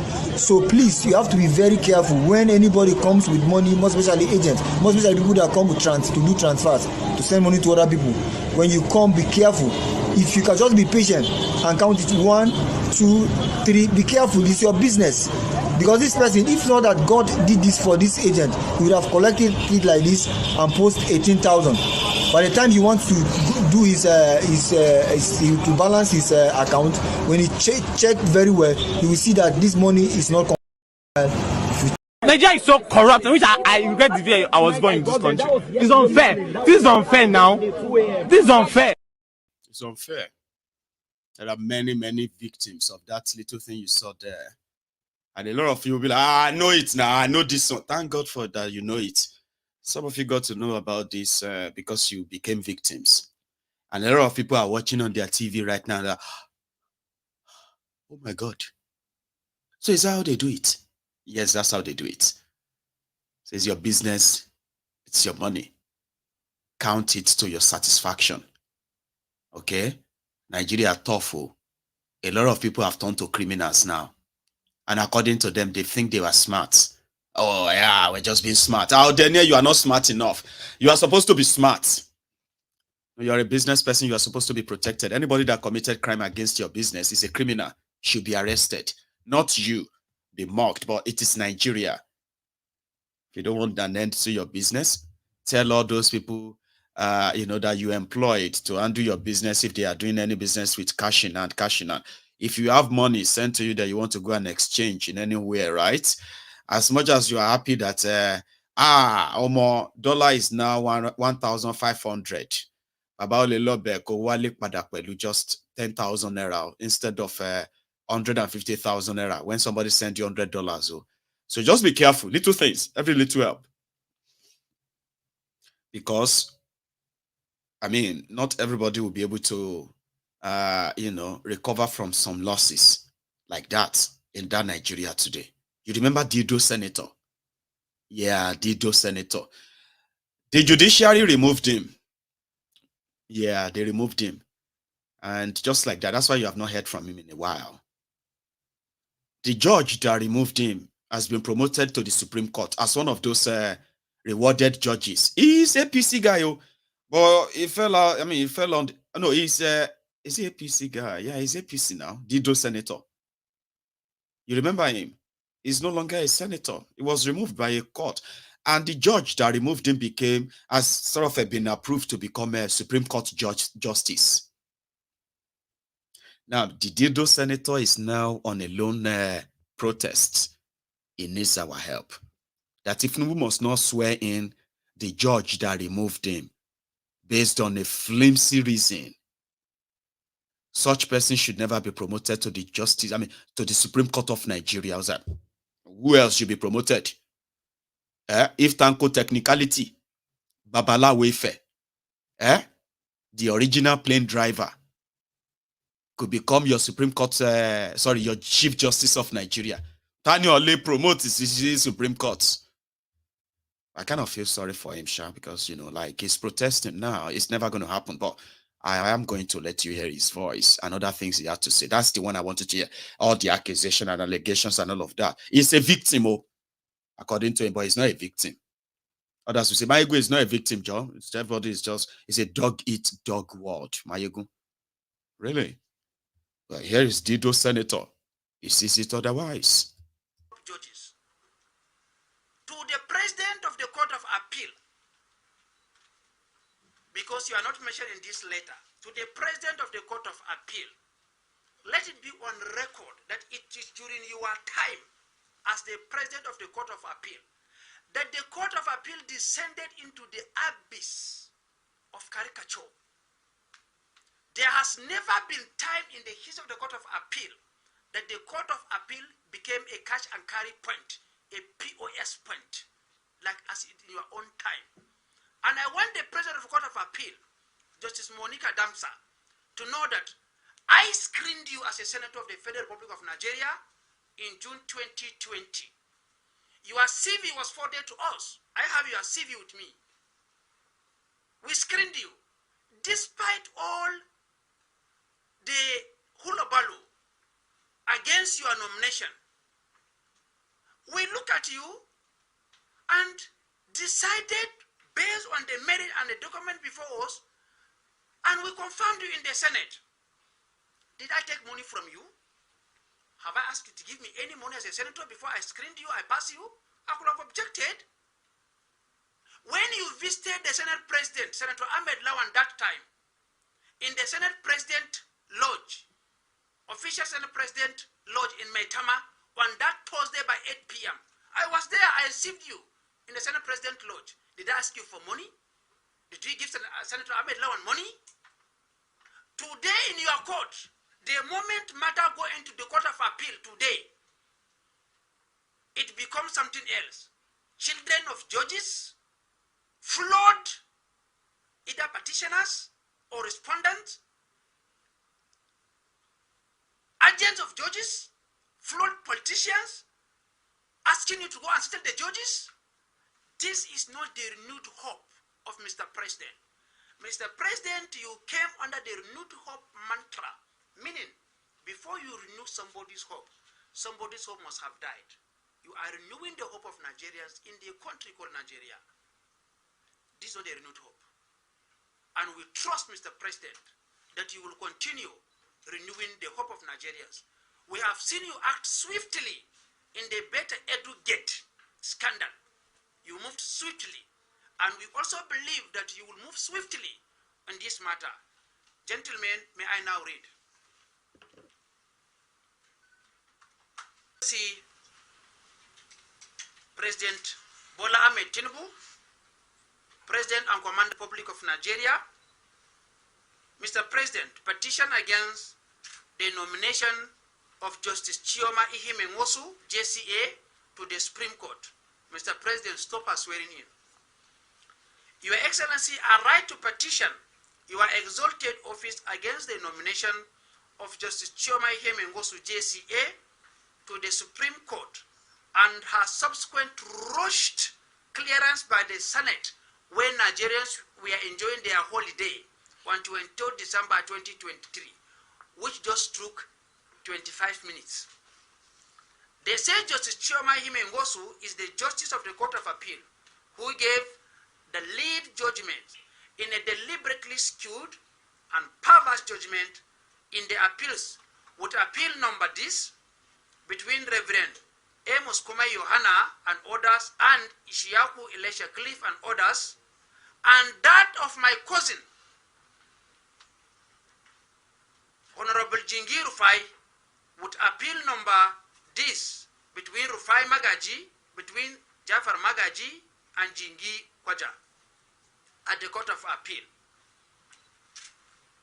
Hence the need for this petition.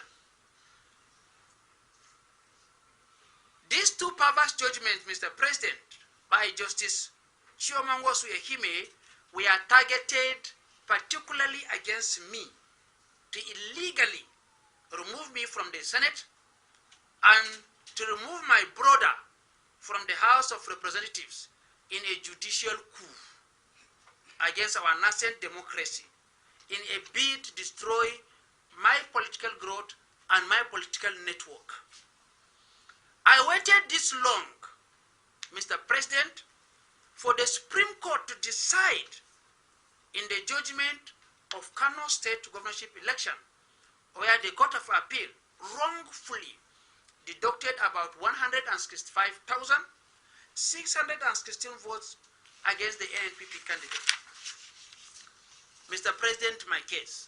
On the 16th day of October, the Court of Appeal, in a unanimous decision, set aside the judgment of the National and State House of Assembly Tribunal sitting in Yola and subsequently sacked me as the center of Adamawa North. I could have appealed, as was done in the case of Kano and Plateau States, but the law restricts National Assembly from going to the Supreme Court. For the sake of clarity, I shall now point out how the judgment was not in conformity with the spirit and letters of our electoral jurisprudence as recently declared in the Kano governorship election as I quoted above, but rather a deliberate miscarriage of justice. The recent judgment of the Supreme Court of Nigeria in the Kano governorship election further exposed the injustice meted against me and against my brother by Justice Chiomangwosu Ehime, who unjustly cancelled election in 253 polling units with 155,800 registered voters and deducted 57,775 valid votes to justify her judicial coup d'etat. For the records, I want gentlemen of the press and Mr. President to note the following. The appellants, who were the petitioners at the trial tribunal, went to court to seek my nullification on two grounds. Ground one, that the election was invalid by reason of corrupt practices and or non-compliance with the provision of the Electoral Act. Two, Ọlọ́run ẹgbà ọpẹ́ wa, Ọlọ́run ẹgbà yín wa, lórí ráìsì àkọ́kọ́ 63,000, Ọlọ́run ẹ̀yìn ológo gba ọpẹ́ wa, lórí gàrí ike ọ̀dà kan 25, Olúwa bàbá ẹgbà ẹ̀yìn wa, lórí epo petrol 620 per litre, ìwọ nìkan lọ́pẹ́ yẹ, bàbá gba ọpẹ́ wa, gba ẹ̀yìn wa, lórí sẹ̀mó ó ti di 2008. Ọlọ́run àti fọkàn balẹ̀ abẹ́kò gba ọpẹ́ wa ẹgbà ẹ̀yìn wa lórí àwọn tí wọ́n ń gba sálárì 40,000 30,000 nínú ẹkọ́nọ́mì yìí Ọlọ́run yìí Ọlọ́run ẹ̀yẹ bàbá ẹgbà ọpẹ́ wa. Ẹgbà iye wa. Somebody said that the Dildo senator should go to court. No, he can't go to court anymore. He had to go to Kolu. And he's asking Kolu to possibly, I don't know, like, please don't swear in this woman. Oh, she's going to destroy Nigeria more. As welcome to the party. You know what I mean? So yes, the Dildo senator is on a lone protest, and we wish him all the best. See, we were talking about Naira earlier, right? And what came to my mind was this supposed charlatan. I told you that you remember the video of this charlatan who told people that by the beginning from November, by the end of December, and from January, that the dollars will begin to fall, and naira will begin to rise. That everybody should write it down. You won't believe it, oh. The moment I mentioned this person and his charlatan, what have you, right? He reported my video. Yeah, he went on to report and he sent me an email. He sent me his email. YouTube sent me his email that, would you like to talk to this person? He said, that video, you did not get the permission. I was like, this is somebody who is doing his business. His fake pastor business, right? And his fake vision. He dabbled into politics for God knows why. And he was talking jargons and nonsense in the name of his fake God. And I had to kind of say, okay, guys, this man said by December and call, the dollar will be back, everything will be fine, and all of that stuff. And Thiefnubu will now be blah, blah, blah. And everybody is shouting, amen, amen.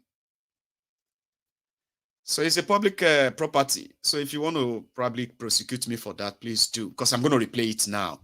That the dollar is now over 1,000. It's going to 1,600 now to a dollar. And this charlatan, who is probably a fake man anyway, right? Was reporting me. Jesus Christ, they don't pay no fake church. In this November month we are into, if it's a little bit to hand, from this month, dollar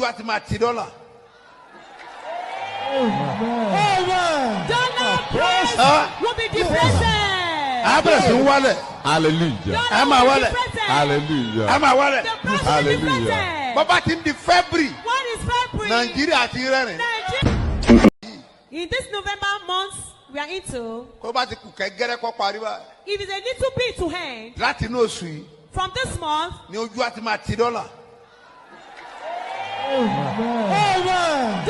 price will be depressed. Hallelujah. Hallelujah. Hallelujah. February. What is February? Nigeria. Nuisance, Lele. So I hope you see the video again and go and click that place that you click report. I want to report this broadcast. So what are you going to tell YouTube? You're going to say that I'm bullying you, right? By showing what you confidently said, that God told you, this or that. There are many. There are many. I don't know you that is watching me. I don't know which one. Your own pastor tell you, or your professor told you, or your imam tell you, say in here something somewhere. That don't worry, don't listen to people like that, Mayegun. They are problems. Asikoti ebima, asikoti ebima. Asikoti gbogbo yoru lawai. Asikoti gbogbo yoru lawai. Asikoti gbogbo yin ma lose weight lawai. And a lot of people are already saying that, please, don't give anybody your money. Save your money. If you don't have anything to do with your money, right? You better go and fix it somewhere. Put it somewhere. It's useless for you. And if you are probably still not, you still don't have anything to do with the money, right? Go out there and look for the, the orphans. Those are the children who are like pretty much helpless. Don't go and give your money to any adult from Nigeria. Sure you get now, especially those ones who are like a Lagos Abobakus. I'm not going to do humanity with Olori Brukus that want you to turn to become like them. Sure you can understand. Those who have reinforced their failure and they are proud that they did. Somebody will be drug dealer. They talk to them like this when they are talking about economy, about rising dollar. Do you remember when Kolu said this? And some educated people still went on to say, you don't know what you are talking about. He's a very, very intelligent man. He knows. Oguma pani one by one.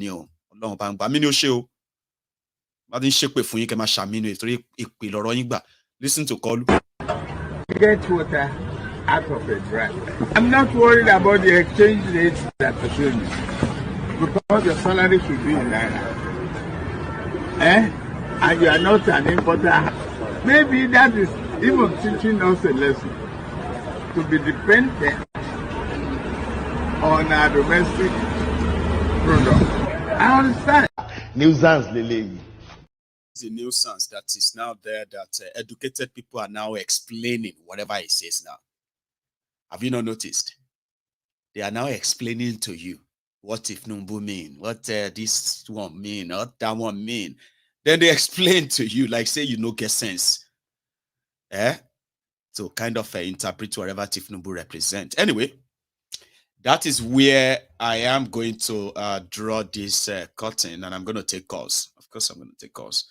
We didn't start early, so we'll have like another 70 minutes to go. But I am going to go make myself another cup of tea, and I wish everybody what they wish themselves, okay? But as it is right now, wherever you are, January to finish you. We did not hear anything about the student loan, no.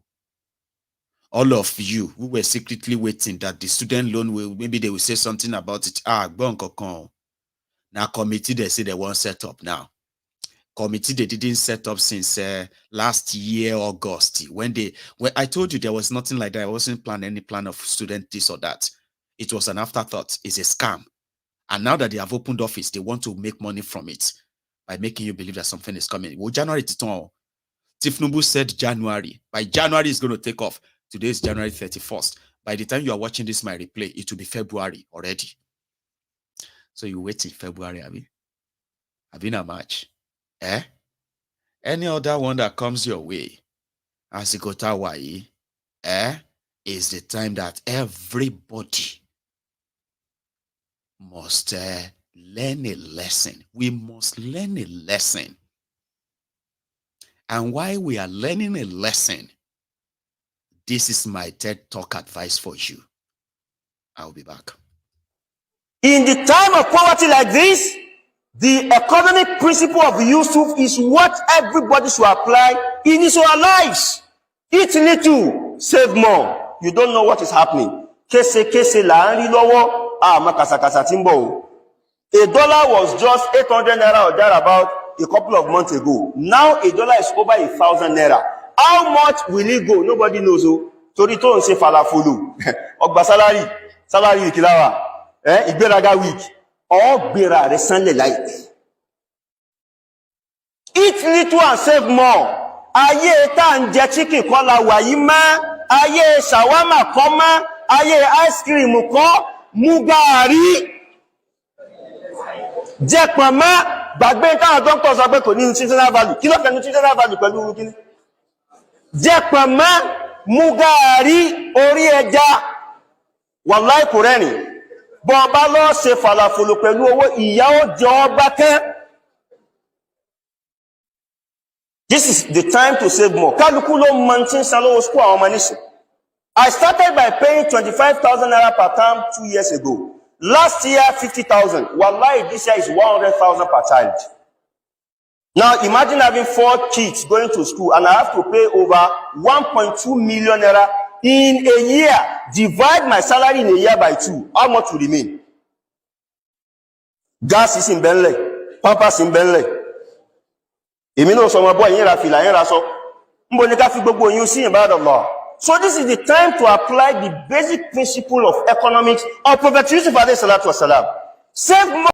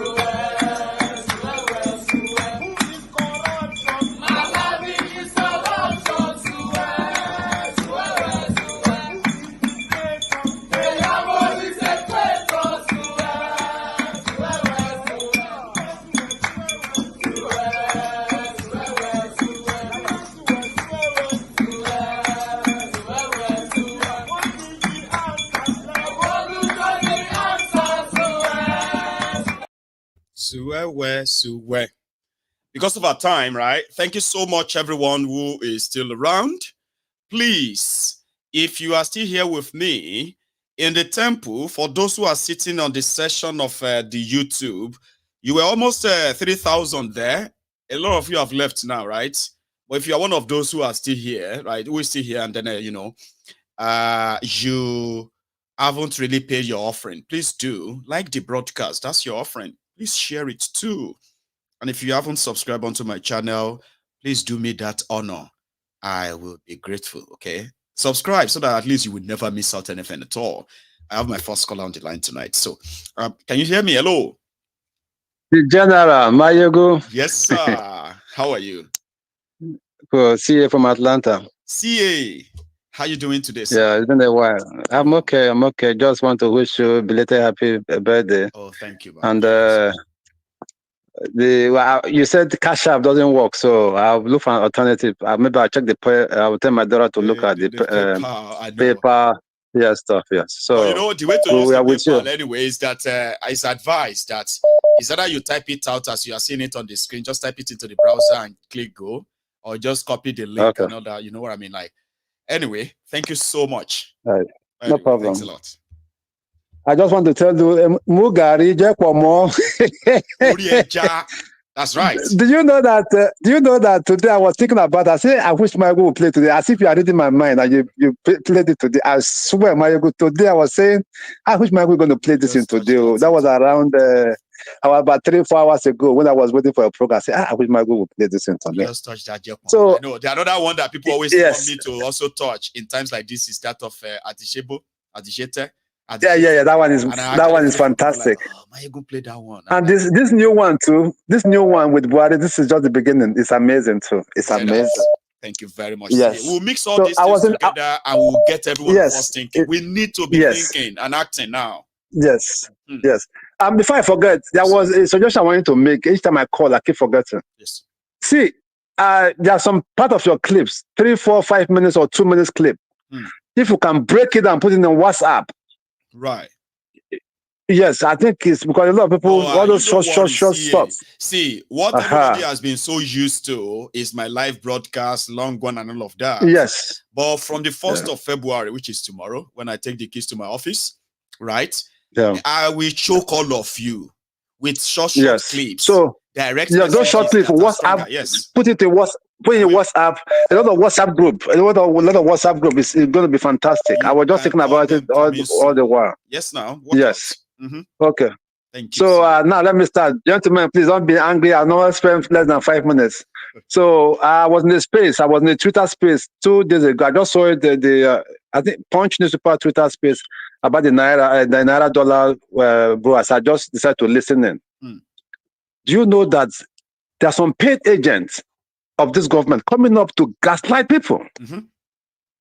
A man came in, I don't know, he said his name is Bashon or so, that the problem is people spending money anyhow, importing goods they don't need. Importing goods they don't need. Sending people that children overseas to go and school. That's why the dollar is having problem. I was just shaking my head, oh my goodness.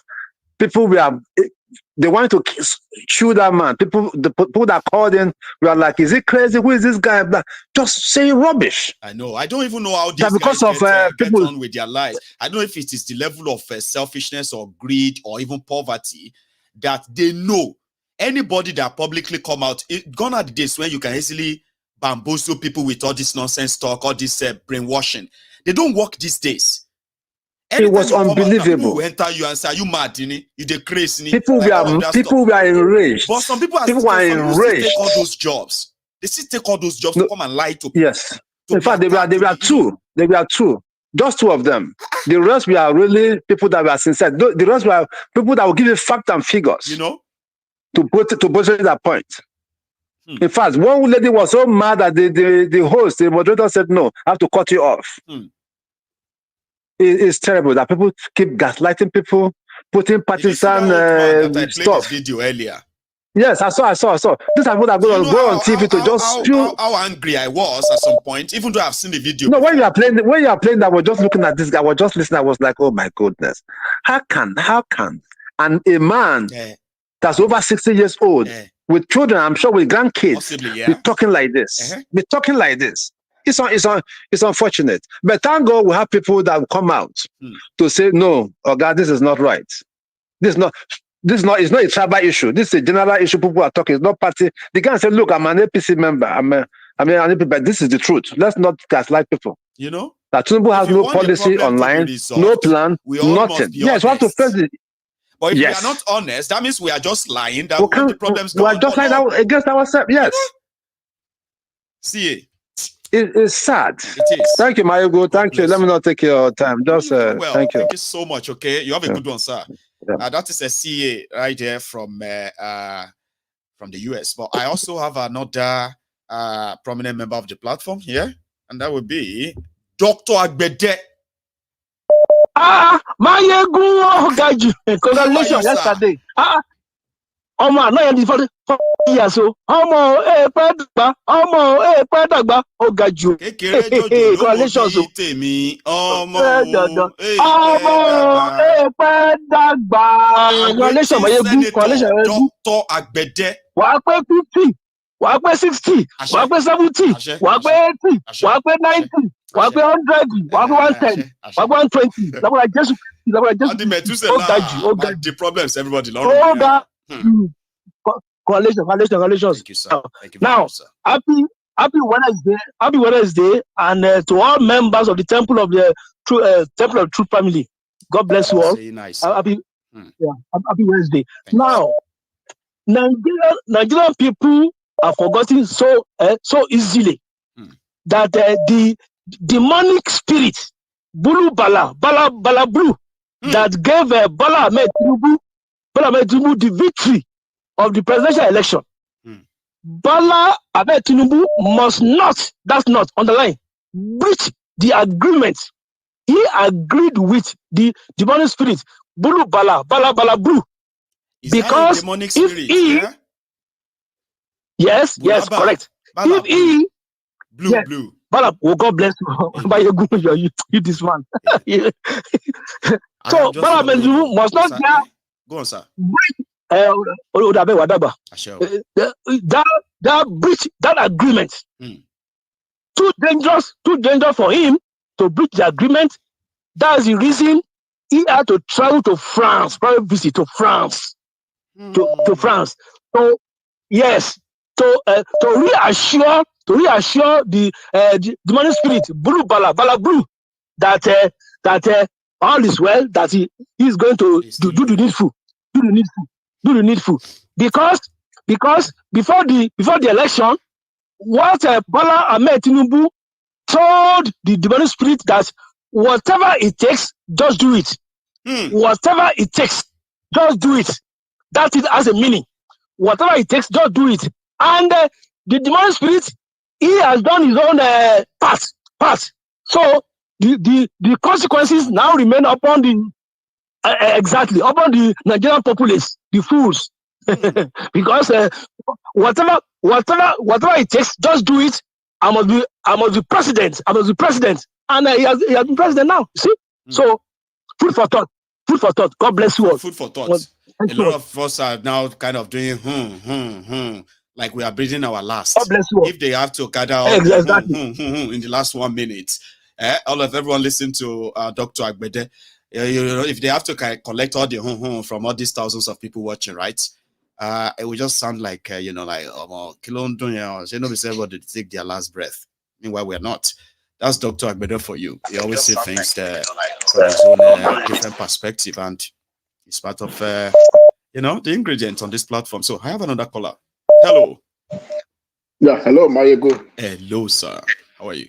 Yeah, happy birthday. I tried yesterday. I couldn't get to you. I'm glad you are now. Thank you so much, sir. Yeah, happy birthday. Yeah. What I want to talk about, I don't mean to offend anybody anyway, but just that I'm not just happy about it. The Fulani that killed the two Obas in Ekiti State, two kings in Ekiti State. Yes. I'm not just happy about it at all. You see, people don't understand that killing of kings has spiritual implications. You see, we Africans, we are naturally mystics. We are born mystics. And there is a spiritual undertone in killing of kings. When you kill a king, that means that area that king governed has been conquered. That is spiritual meaning. Wow. But for them to kill a king and people just fold their hand,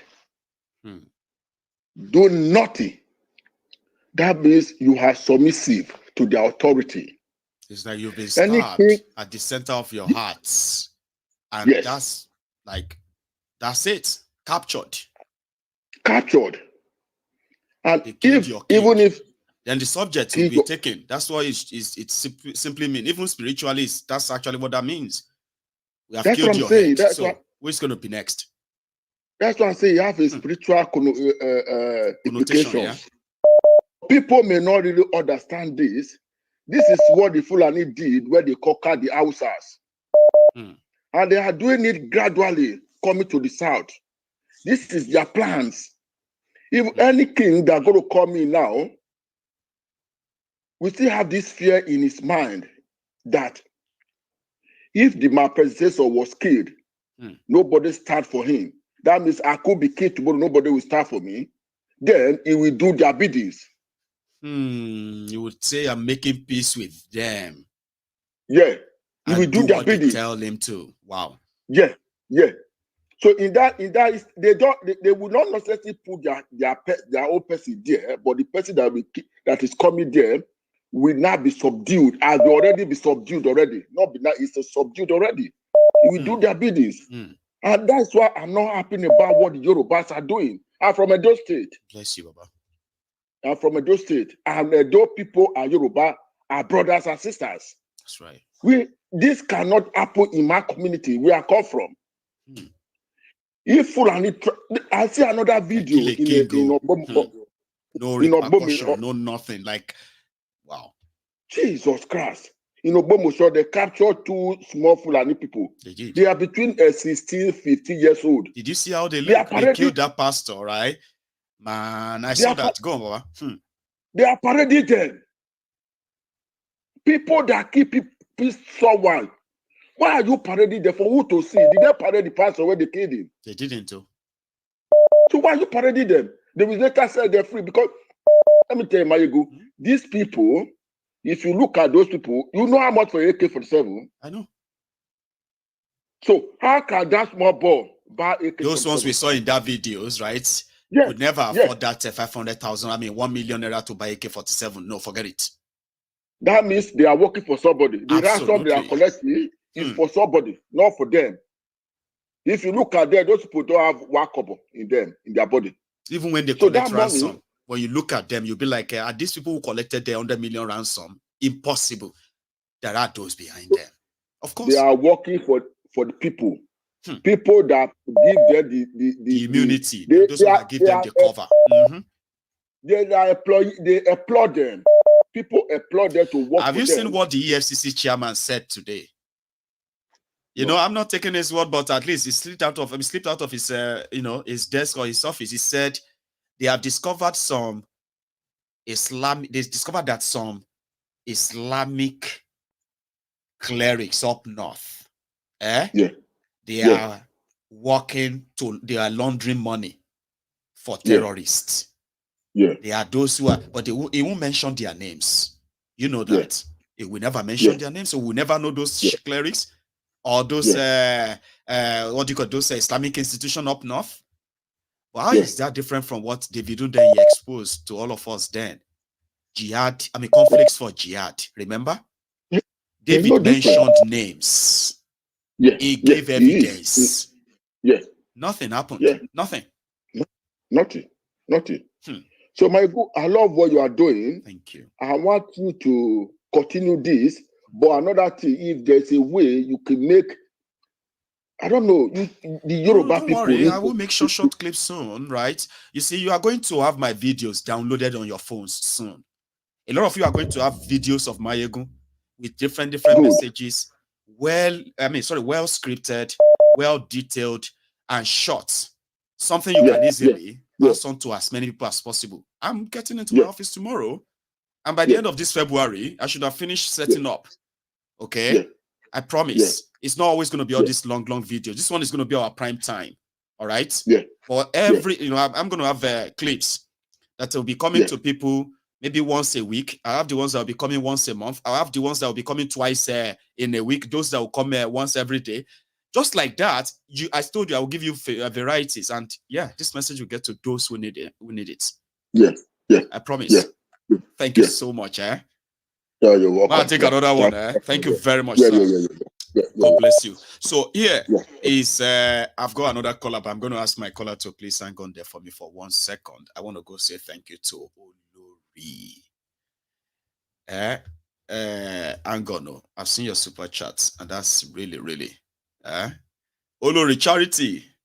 I hope I am not okay. Angono, I hope lately I have not put you in that usual position that is so depressing and all that whenever I speak about Nigeria. So it's really good to see you, especially through your generosity all the time, right? It's really good to know that you are here with us tonight. Olori Charity, Adenike Oko, Oshunlaja, God bless you there, ma'am, okay? And thank you very much for that, your generosity. God bless you, ma'am. I have a caller here. Hello. General. Yes, sir. General. I was gonna ask you to play that Atishete. I'll give it to you. I haven't kind of taken it out of my library anyway. So if you're up for it, yeah? Are you? To tell you the truth. Oh yeah, I don't mind. Atishete, Atin Paro Tipe, Atisete, Tito, Dimo, Dodo, Simo, Atisete, Kagwa de Falare, Atisete, Kagwe de Falare, Atisete, Adajo, Paro, Tori Owo, Atisete, Odilu, Paro, Tori Bo, Atisete, Udo, Minster, Atisete, Tigangara, Atisete. Atishete. Yes. Baba?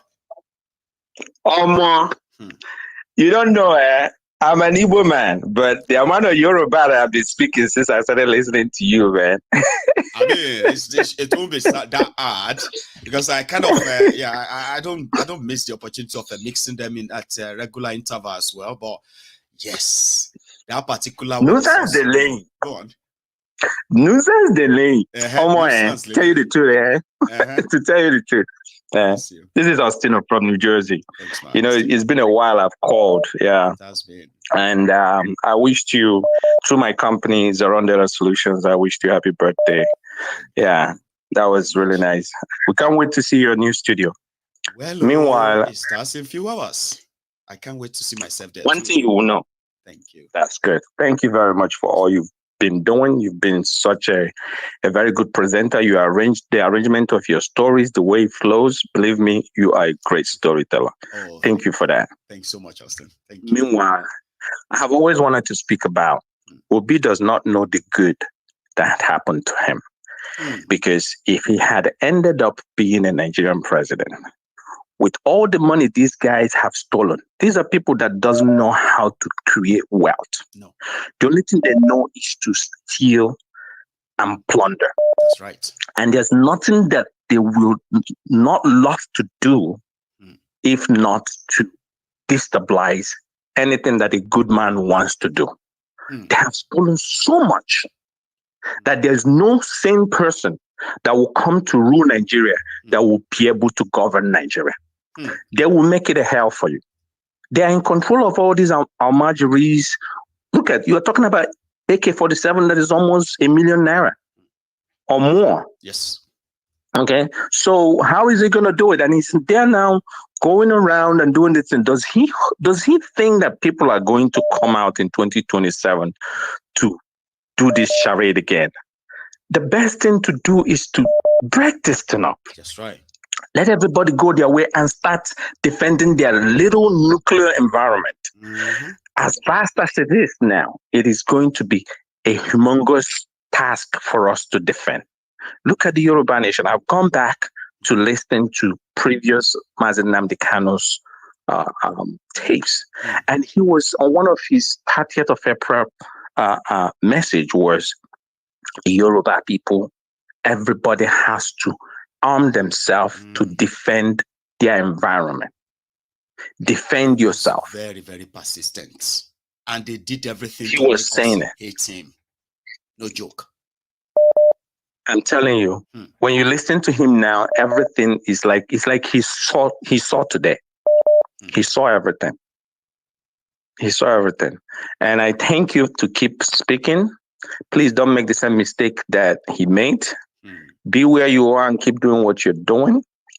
We are listening. You are sanitizing the people, and I wish you good luck in your next endeavor. And we will keep listening as much as we can and paying our tithes. To whom much is given, as they say, much is also expected. Much so is I understand also the responsibility. expected, man. So thank you very much. All right.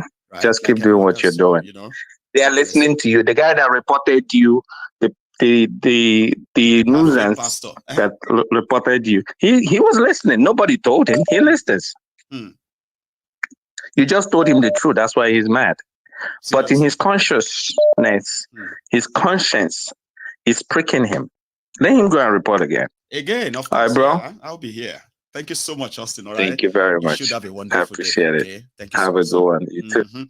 Now, that's a wonderful person, as among many on this platform, that will always give me reasons to always come back here every day.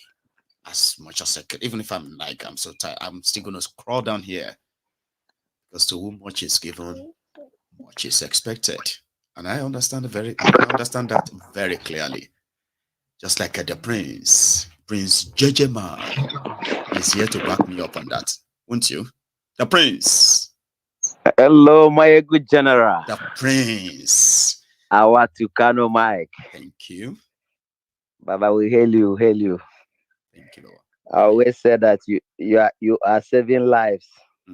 Baba, thank God for your 40th birthday. Congratulations. Wish you long life, prosperity, and more anointing to pastor us very well. Amen to that. It is now a call or a calling that I have sort of accepted with both hands. That's good. Baba. That's good, Baba. So the Prince, a lot has happened. Baba. We are now in the hands or at the mercy of our kidnappers in our own hilly, beautiful, small Ekiti. They want us to dole out 100 million naira to free our children in the hands of the captors. But we can't even know where Kalu is. But they want us to believe wherever he is right now, he is working to keep us safe. How delulu. Prince. Well, my good general, I want to start by saying a great thank you to Mazen Nnamdi Kanu and Sunday Igboho. These two people that stood out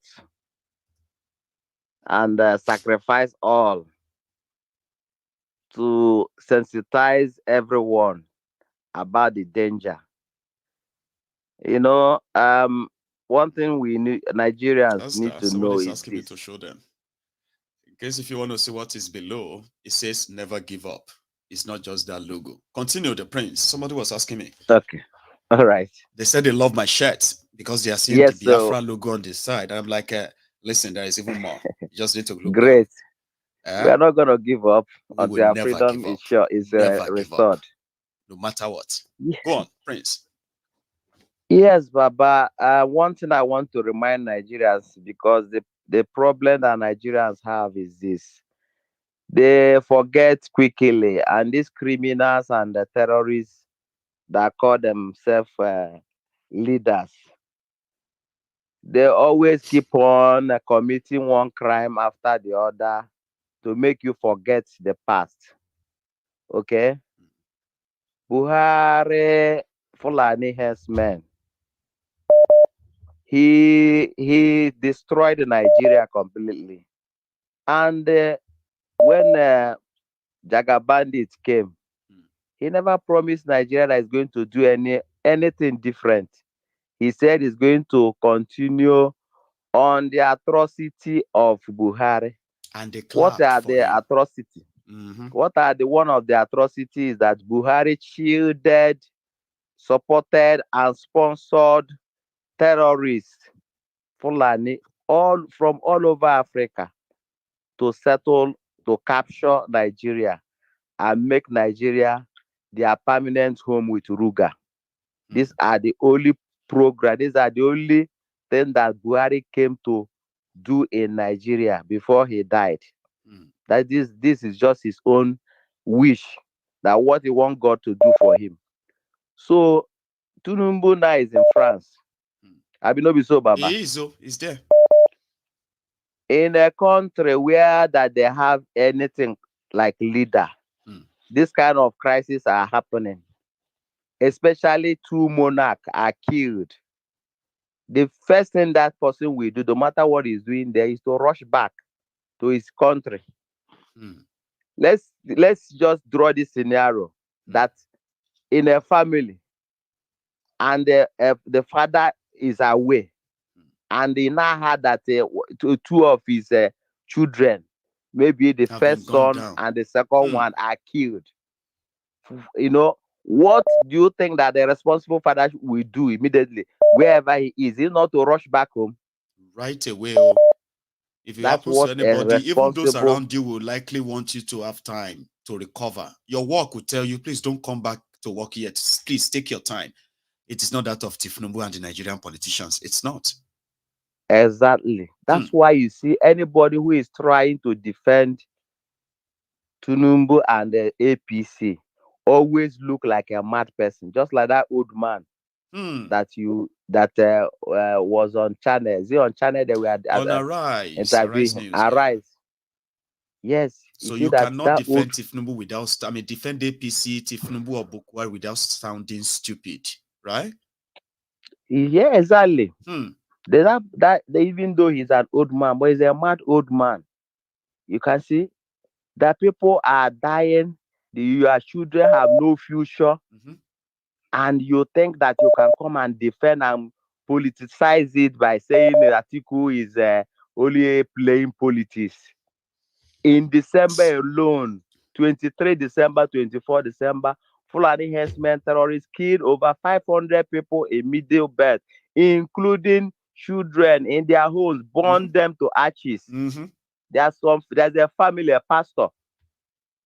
It's him, the wife, and about 5 children were burned to ashes inside their house. They never allowed them to come out.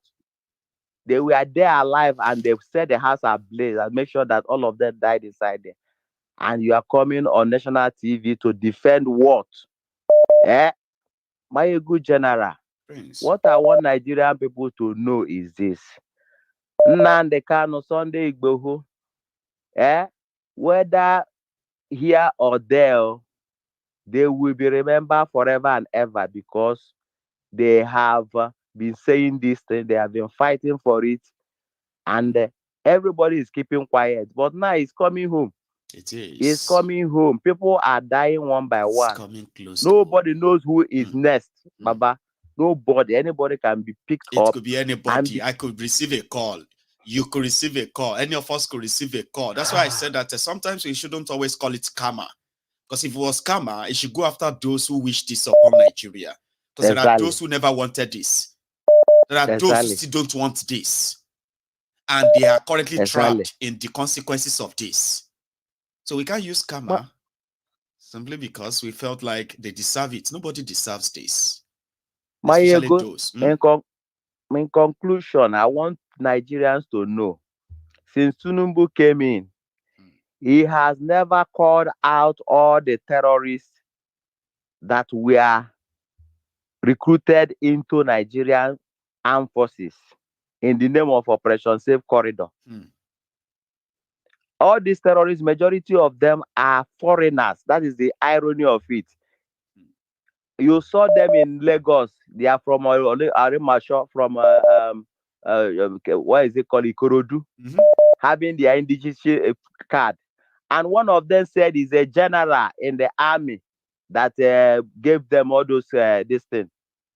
So you haven't seen those ones they arrested in Enugu? Yeah. They arrested those ones who were causing stuff in Enugu. And guess what? When they started interviewing them, they said they came from Jigawa. About Jigawa. Okay. See, man. Okay. Continue, please. Sorry. So, Mayegu, you see, what I want Nigerians to know is this. The danger is this.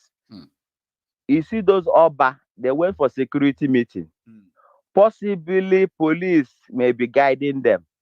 One among 10 of the police are the repentant terrorists. So how can you hide? There's no information that can never be leaked. As far as Nigeria, the way Nigeria is structured now, no information in security circle that will not be leaked. Both in the army or both in the police or both in the DSS. So do you have a country? Do you want to restructure all these people together with Nigeria? No. All these people, they are majority of them, they are foreigners. You see the danger. So the restructuring is dead as we are talking now. The only solution is either confederation, which is just like breaking up. It's like autonomous region under another agreement that says if anytime we wanted, we can leave. But it's an autonomous region whereby everybody is independent, including your army. You can buy weapons you want to protect yourself and anything you want to go into. That's a confederation. They don't want that. They need those lands. Baba. God bless you, Baba. Do you understand? You know, or completely outright break up. Baba, can you hear me? Loud and clear. All of us can. So, thank you very much. So, this is where we are now. Every Nigerians must know this. You understand? You have no security. That is the problem. That is the irony. And without security, they should just stop talking about development, this, development, that. You can't develop, you can't grow, you can't progress. At where all. You have fanatics, terrorists. All, it's not possible. It doesn't happen. It doesn't work that way anywhere in the world. Forget about production and consumption of Obi. It's all useless. Just as one of the callers said, if that Obi eventually became president of Nigeria, they will make Nigeria more governable and then blame the Igbo men for it and say Nigeria got destroyed by Igbo. That's what the caller was saying, that someone on the other side is happy that it's not Obi. And Obi probably didn't know what God did for him. See, Prince. Mayegu, do you know as it is now, the war that Obadiah Malafia told us that the Fulani jihadists that they want to unleash on Nigeria, do you know that it's on now? But Nigerians don't know. Activated. It has been activated. They killed over 500 in Middle Belt in December. They killed at Enugu. They now in Yoruba land. They've killed 2 kings, and that's just the recent.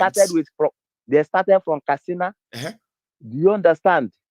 The war is on already, but Nigerians are foolish. They think, sorry for my language, what it is. We are going to say it raw. Because Nnamdi Kanu he was using hammer. That's the way he woke all the Biafrans up. And that's why the people, Nigeria don't understand that, because everybody is expecting somebody who will pet them.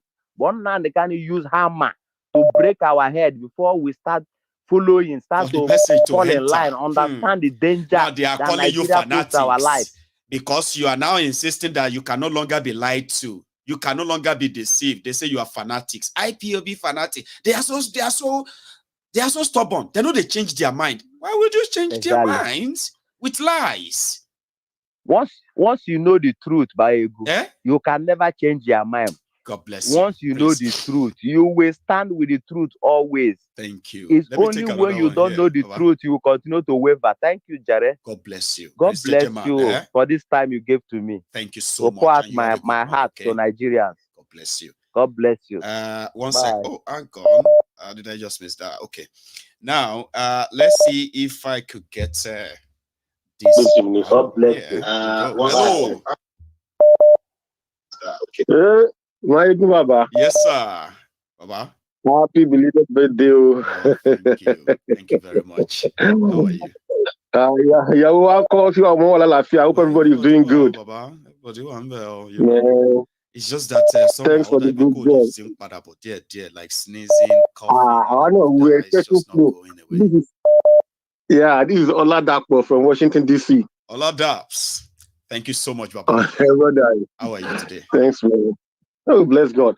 Fantastic. Thanks for the good job. And thank you so much for the support. Go on, sir. Bro, see, I'm not surprised about the case of Nigeria. That's just the truth. I want to be very frank and be truthful. I'm not surprised. We told them at the onset. We did, though. For those who are not watching my ego general, for at least we, your disciples, we told a lot of people, go and watch this thing, listen to this. These are the ideology behind this thing. This man, there's nothing good can come from Thiefnubu. You know that's the name we gave to him that time. We gave him like million names here, just so people can see through who he is. Every name has a meaning, and they are self-explanatory too, Baba. When I say Thiefnubu, you also know I'm talking about the thieves, right? When I say Jagabanditi, so you understand that shouldn't be something nice, but you still embrace them. Some even came here and say, I am a Jagabandit. I say, oh, look at the fool. You will soon understand what that means. Baba, they are finding out now. The funniest thing is that now some of them are yet to realize what they are in. They are in a big danger. Yes, they are yet to understand. Especially those of us. I felt bad for the kids and the one that happened in Abuja. But the others, I have to be sincere with you. Feel remorse for I didn't feel any pity for them. There are so many because we told them who don't feel anything for them, or they believe that they deserve it. Before the election, some of our families and friends at home, they are calling me. I remember very well. Omaleni, Omale Yoruba, this thing. Why won't you support me? I thank God, like the Prince said, if Obi was there, they would have said, Obi doing Obi. They will make the place ungovernable for there has been nobody leading Nigeria until this guy came. Okay, and they will also, because they have enough money stolen, they will ensure that they make the country ungovernable and then blame him for it. In fact, what they're going to do. You know what I mean? In fact, you see this obedient today who are like, strong army. They go explain tire, fights go last tire, and they will continue. You will see people who destroy Nigeria. They will gleefully, confidently, they will blame Obi for everything. You have no idea what God did for him anyway. They will fight him and they'll keep saying, he has done, he did. In fact, see, my problem now is that for the few people that we told and they listen, and now they are feeling the pains. Dollar is 1,000 going to 500 now. Some few like today. Baba, it's on tap it's almost 1,000. 1,500. If you send any money today, they will give the. You know how worse it has become, sir. You see, everybody's talking about black market. Baba, official rate, gogo. That one too has collapsed. There's nothing structured to back it anymore. Official rate of dollar from Central Bank of Nigeria now, even on their website, it's like $1,300, 300 naira to $1. 1,300 something. CBN. That's where you will know that pay about oti finish. A lot of people will find out. If we want to be sincere with ourselves, there's no hope for Nigeria. That is just the truth. There's no hope. Me, I'm not even bothered about if they eat or not. My problem is that those kids, the security aspect of the country,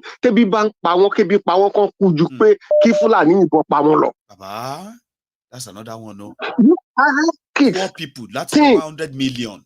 I have a girl of 15, 13, and 11. Wow. And every time here in Washington, D.C., I take them to school and bring them back.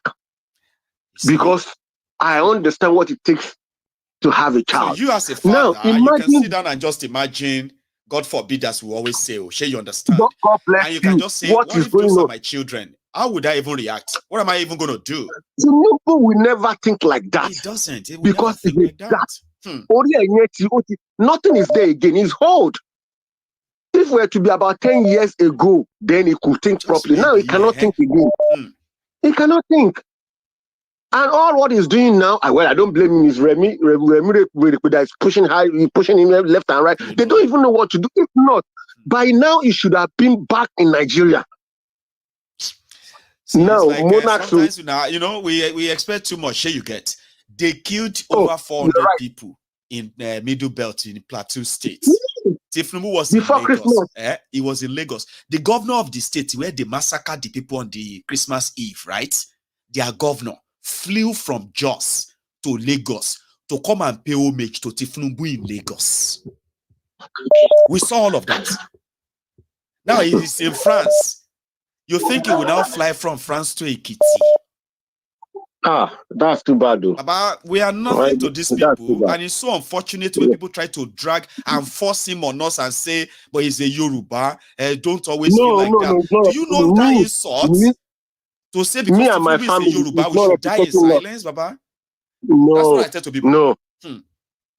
See, if you check yesterday, the video you made yesterday, the program you made yesterday, where he was talking to Baba Fat, when he went to Baba Fatiroti's daughter's this thing, that statement alone shows the kind of person Tinubu is. And when you're talking Boroni, they don't listen to simple instructions. No. Even with that alone shows the kind of person Tinubu is. He said, "Where are the cows?"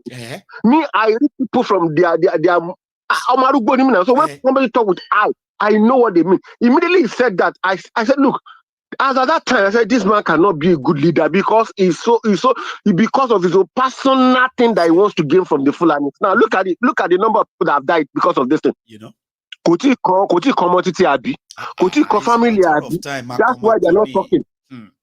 That's why I said the issue of the king. I don't even feel anything for them. And in fact, I want them to go for the bigger ones. Like Oni, like those big ones. Of them to also I don't. When it got to Oni time, I don't want them to kill Oni, but I want him to go through it and come back so that he'll be able to vote because we believe he should be able to voice out. Somebody like that. I don't. Would all these Ronu Nazis be able to now call Thiefnubu to protect us or what? Or they will just blame it like maybe Oni kidnap himself. What about that? I won't be surprised. They may say Oni kidnap himself to get attention. Or the one in Lagos, Black Shade Man, the Black Shade King in Lagos, Black Shade.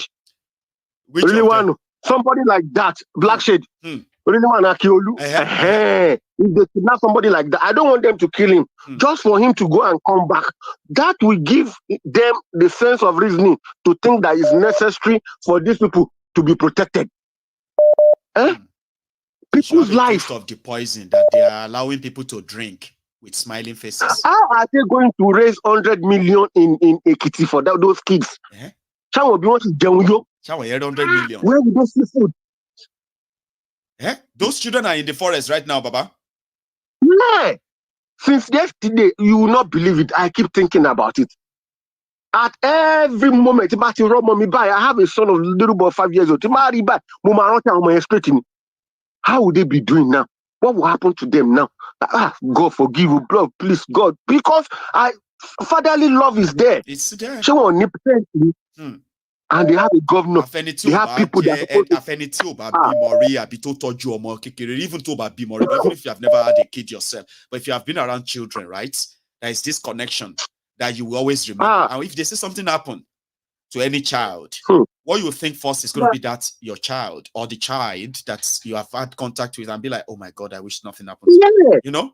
I'm sure some of these people are on this platform. They are listening to what we are saying. They are here watching. And for those who have ears, the Bible says, for those who have ears, let them hear what the Spirit of God is saying. We are not God, but we are part and parcel of the country called Nigeria. That's right. Please tell Thiefnubu to go back. Tell him to do the needful. Let them bring those kids back. Because our mama here to show one in December that is with his grandkids. Imagine if they are one of those kids. How will you feel? Uncle Bola, how will you feel? Thank you so much, Baba. It's a pleasure, my brother. You have a Thank you. Thank you so much for that. I love it. You know, one thing I love about my platform here and our platform is the fact that Mayegun will say his own. And all of intelligent people who can pay attention to detail, people who can see things from all perspectives, then they all come up to add their own views to the topic we are discussing. And before you know it, you begin to also see other realities too, and be like, oh my God, All of this is just to let us, it's just to show to us that we need to be very much aware of what is going on around us, what these guys are doing, how dangerous are they, and what level of danger are we in, and how much of them are we enabling. So if you have been an enabler and you realize that you have been enabling something that could actually end you, destroy you, all because you thought you are doing something in the name of a tribe, religion, and the rest of all those things you believe in, or in the name of one Nigeria. By the time you realize the danger that we are all in, and that you are not spared, none of us is spared, I just kind of believe that I could bank on that in getting you on the side of normality, where all of us will stop being enablers, unite together and stop these murderers. I have another caller, and I want to say a big thank you to Bolade Shomade. God bless you. I love the name Shomade. It's like all those prominent, beautiful names in Yoruba land that you hear them and you'll be like, oh, I love that name. Shomade, Badero, Balogun, and all that. Anyway, thank you so much, right? I have my last, possibly my last caller on the line tonight. And he's a very good brother of mine, I believe, the African Wahala Prince. Are you there? Yes, I am here, my brother. Oh, brilliant. Thank you so much. How are you tonight or this afternoon?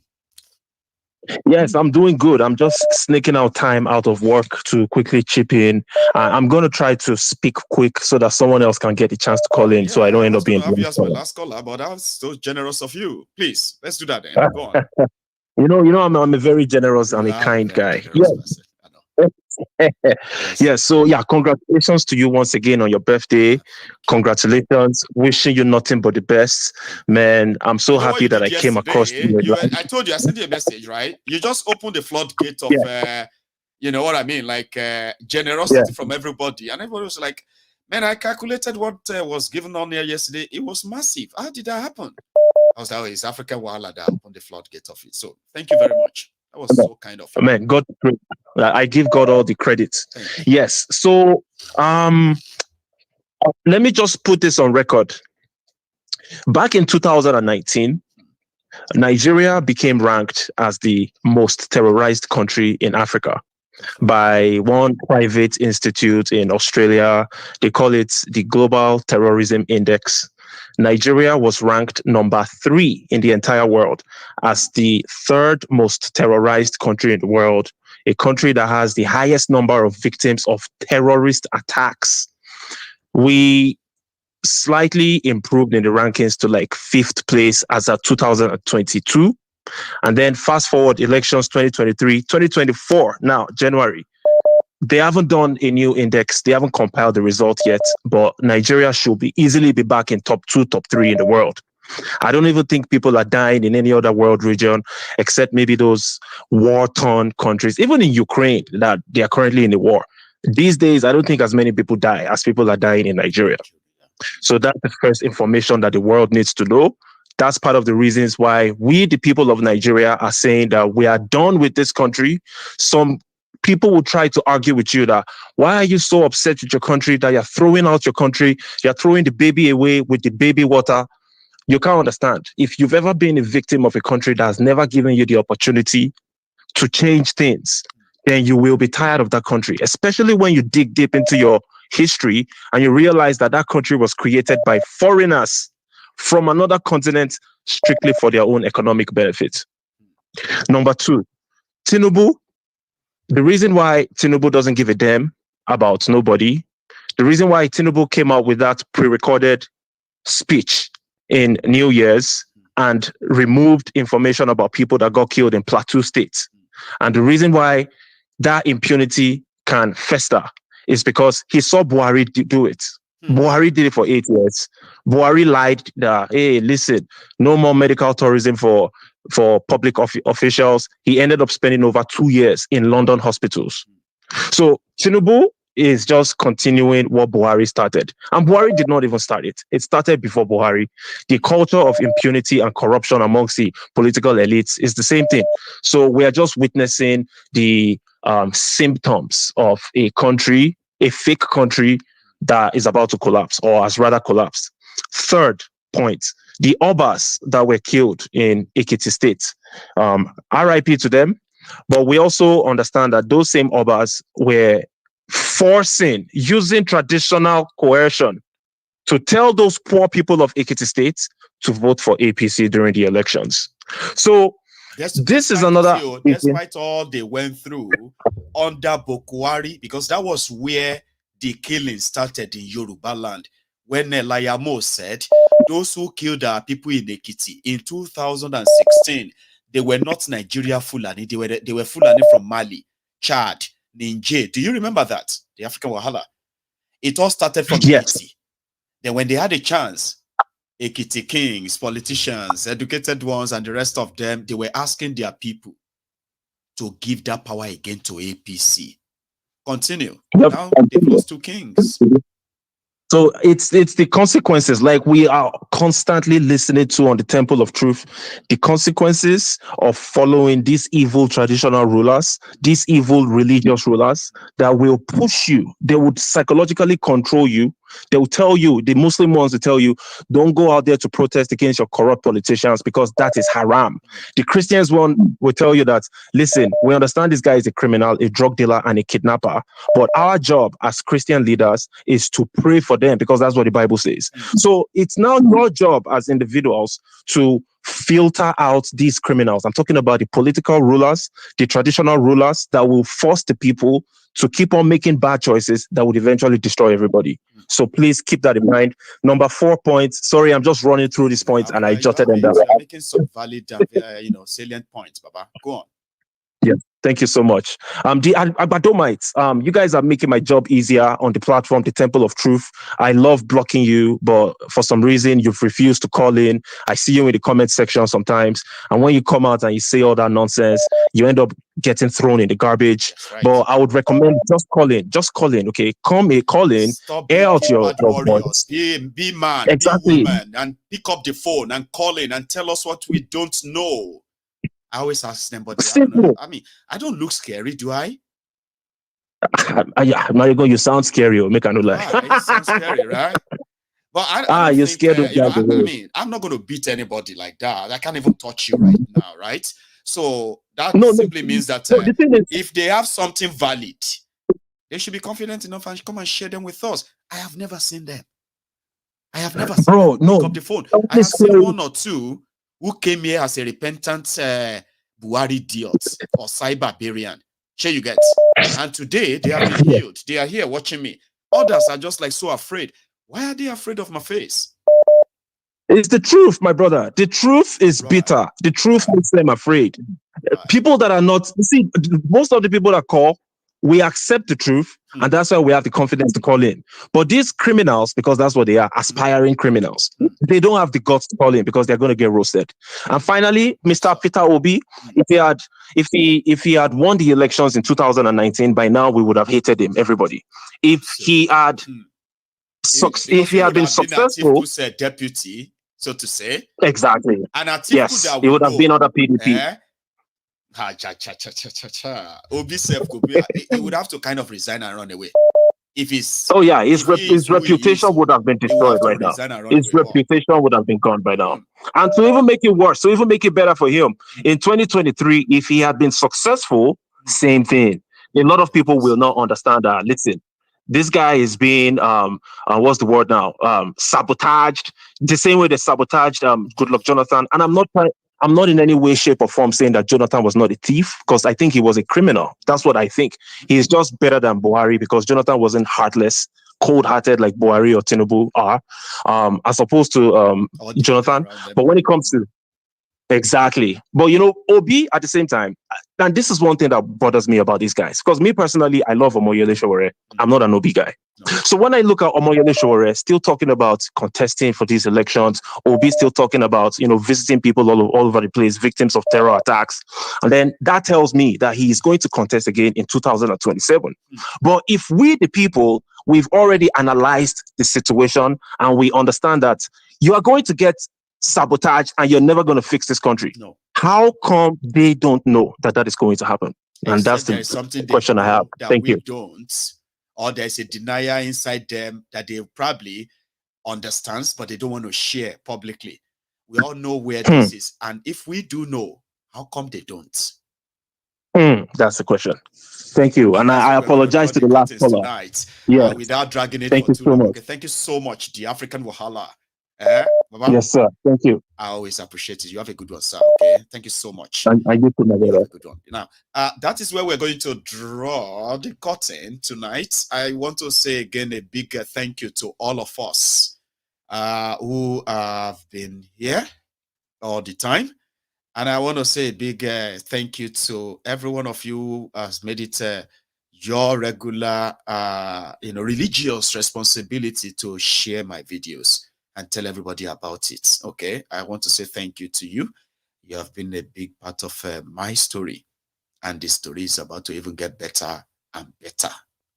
So on this note, I'll say thank you once again for spending your evening with me. I will see you some other time. And until then, remember, please share the broadcast and leave your offering, like the broadcast. I'll see you some other time. Good night.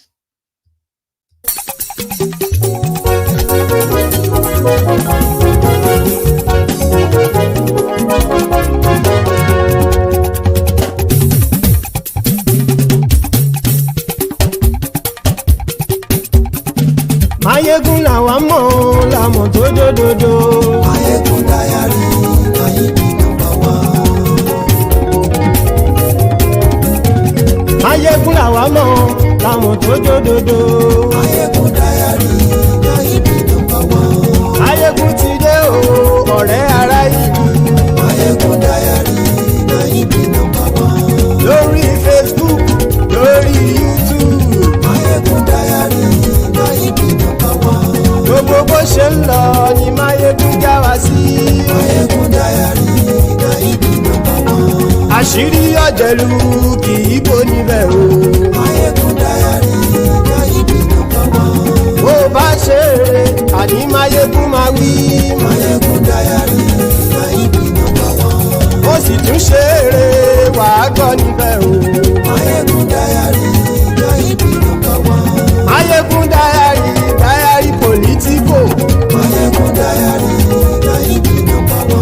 Godfatherism kò sí lọ́rọ̀ Mayegun. Mayegun dayari Nayibi #1. Ẹ farabalẹ̀ sẹ́ o kẹgọ́rọ̀ lẹ́nu o.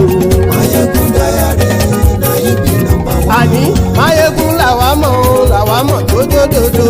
Mayegun dayari Nayibi #1.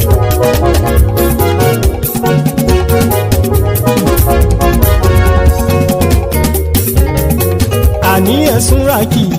Mayegun ti dé. Mayegun ti dé. Ọ̀jẹ̀lú ẹ̀sùn ràkì. Mayegun ti dé. Àní ẹ̀sùn ràkì. Mayegun ti dé. Lórí Facebook. Mayegun ti dé. Àní ẹ̀sùn ràkì. Mayegun ti dé. Lórí YouTube. Mayegun ti dé. Àní ẹ̀sùn ràkì. Mayegun ti dé. Bọ́ bàbá gbé wúrẹ́. Mayegun máa wí. Àní ẹ̀sùn ràkì. Mayegun ti dé. Ijó ìgbádìyẹ. Mayegun máa wí. Àní ẹ̀sùn ràkì. Mayegun ti dé. Pẹ̀sìdó bá rúfin o. Mayegun máa wí. Àní ẹ̀sùn ràkì. Mayegun ti dé. Kí gómìnà kówó jẹ. Mayegun máa wí. Àní ẹ̀sùn ràkì. Mayegun ti dé. Ọlọ́pàá ti ń gba rìbá. Mayegun máa wí. Àní ẹ̀sùn ràkì. Mayegun ti dé. Aṣòfin tí ń rúfin o. Mayegun máa wí. Àní ẹ̀sùn ràkì. Mayegun ti dé. Òpùrọ́ olóṣèlú. Mayegun máa wí. Àní ẹ̀sùn ràkì. Mayegun ti dé. Ọ̀jẹ̀lú ẹ̀sùn ràkì. Mayegun ti dé. Àní ẹ̀sùn ràkì. Mayegun ti dé.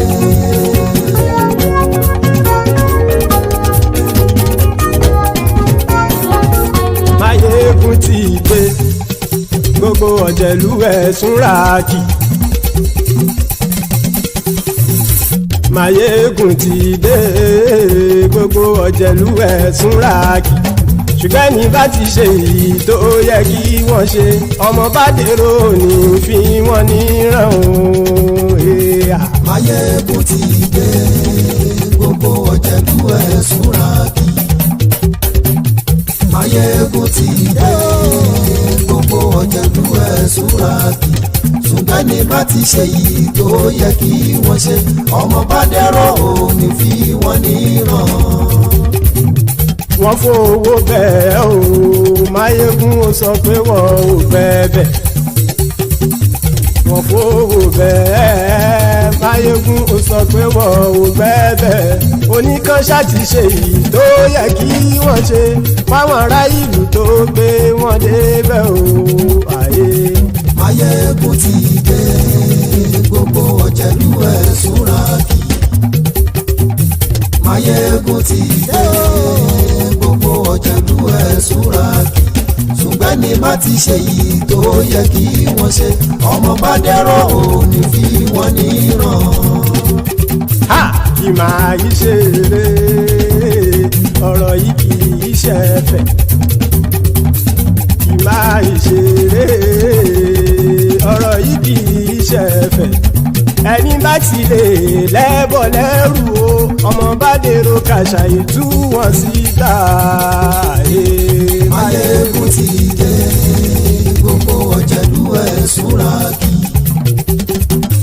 Máyégún ti dé gbogbo ọ̀jẹ̀lú ẹ̀ súnra kí. Ṣùgbọ́n ní bá ti ṣe yìí tó yẹ kí wọ́n ṣe ọmọ bá dẹ́rọ̀ ò ní fi wọ́n níran.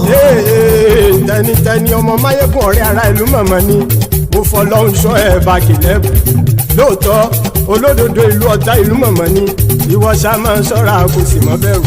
Bọ́tà ń lè rí bóníṣègùn lé káwọn mọ̀mọ́ fi ṣera wọn ni ó ti dẹrùn tí wọn ò gbọ́dọ̀ sì mọ́ bẹ̀. Èèpo ọ̀bọ̀lọmọ bá dérò tàjẹ́ ò gbọ́dọ̀ jẹ́ ó ti dọba lórí àbínú ẹni kò sì mọ́ fòyà. Àìsíwọ́lu ní ẹnìkẹ́ ìgbódì ẹyin lábàrá o ó kó ẹni tó bá dán o àkàmù. Máyégún ti dé gbogbo ọ̀jẹ̀lú ẹ̀ túnra kì. Máyégún ti dé gbogbo ọ̀jẹ̀lú ẹ̀ túnra kì o. Ẹni bá ti ṣe yìí tó yẹ kí wọ́n ṣe ọmọ bá dèrò òní fi wọ́n níran o. Máyégún ti dé gbogbo ọ̀jẹ̀lú ẹ̀ súnra kí. Máyégún ti dé gbogbo ọ̀jẹ̀lú ẹ̀ súnra kí. Ṣùgbọ́n ní bá ti ṣe yìí tó yẹ kí wọ́n ṣe ọmọ bá dẹ́rọ̀ ò ní fi wọ́n níran.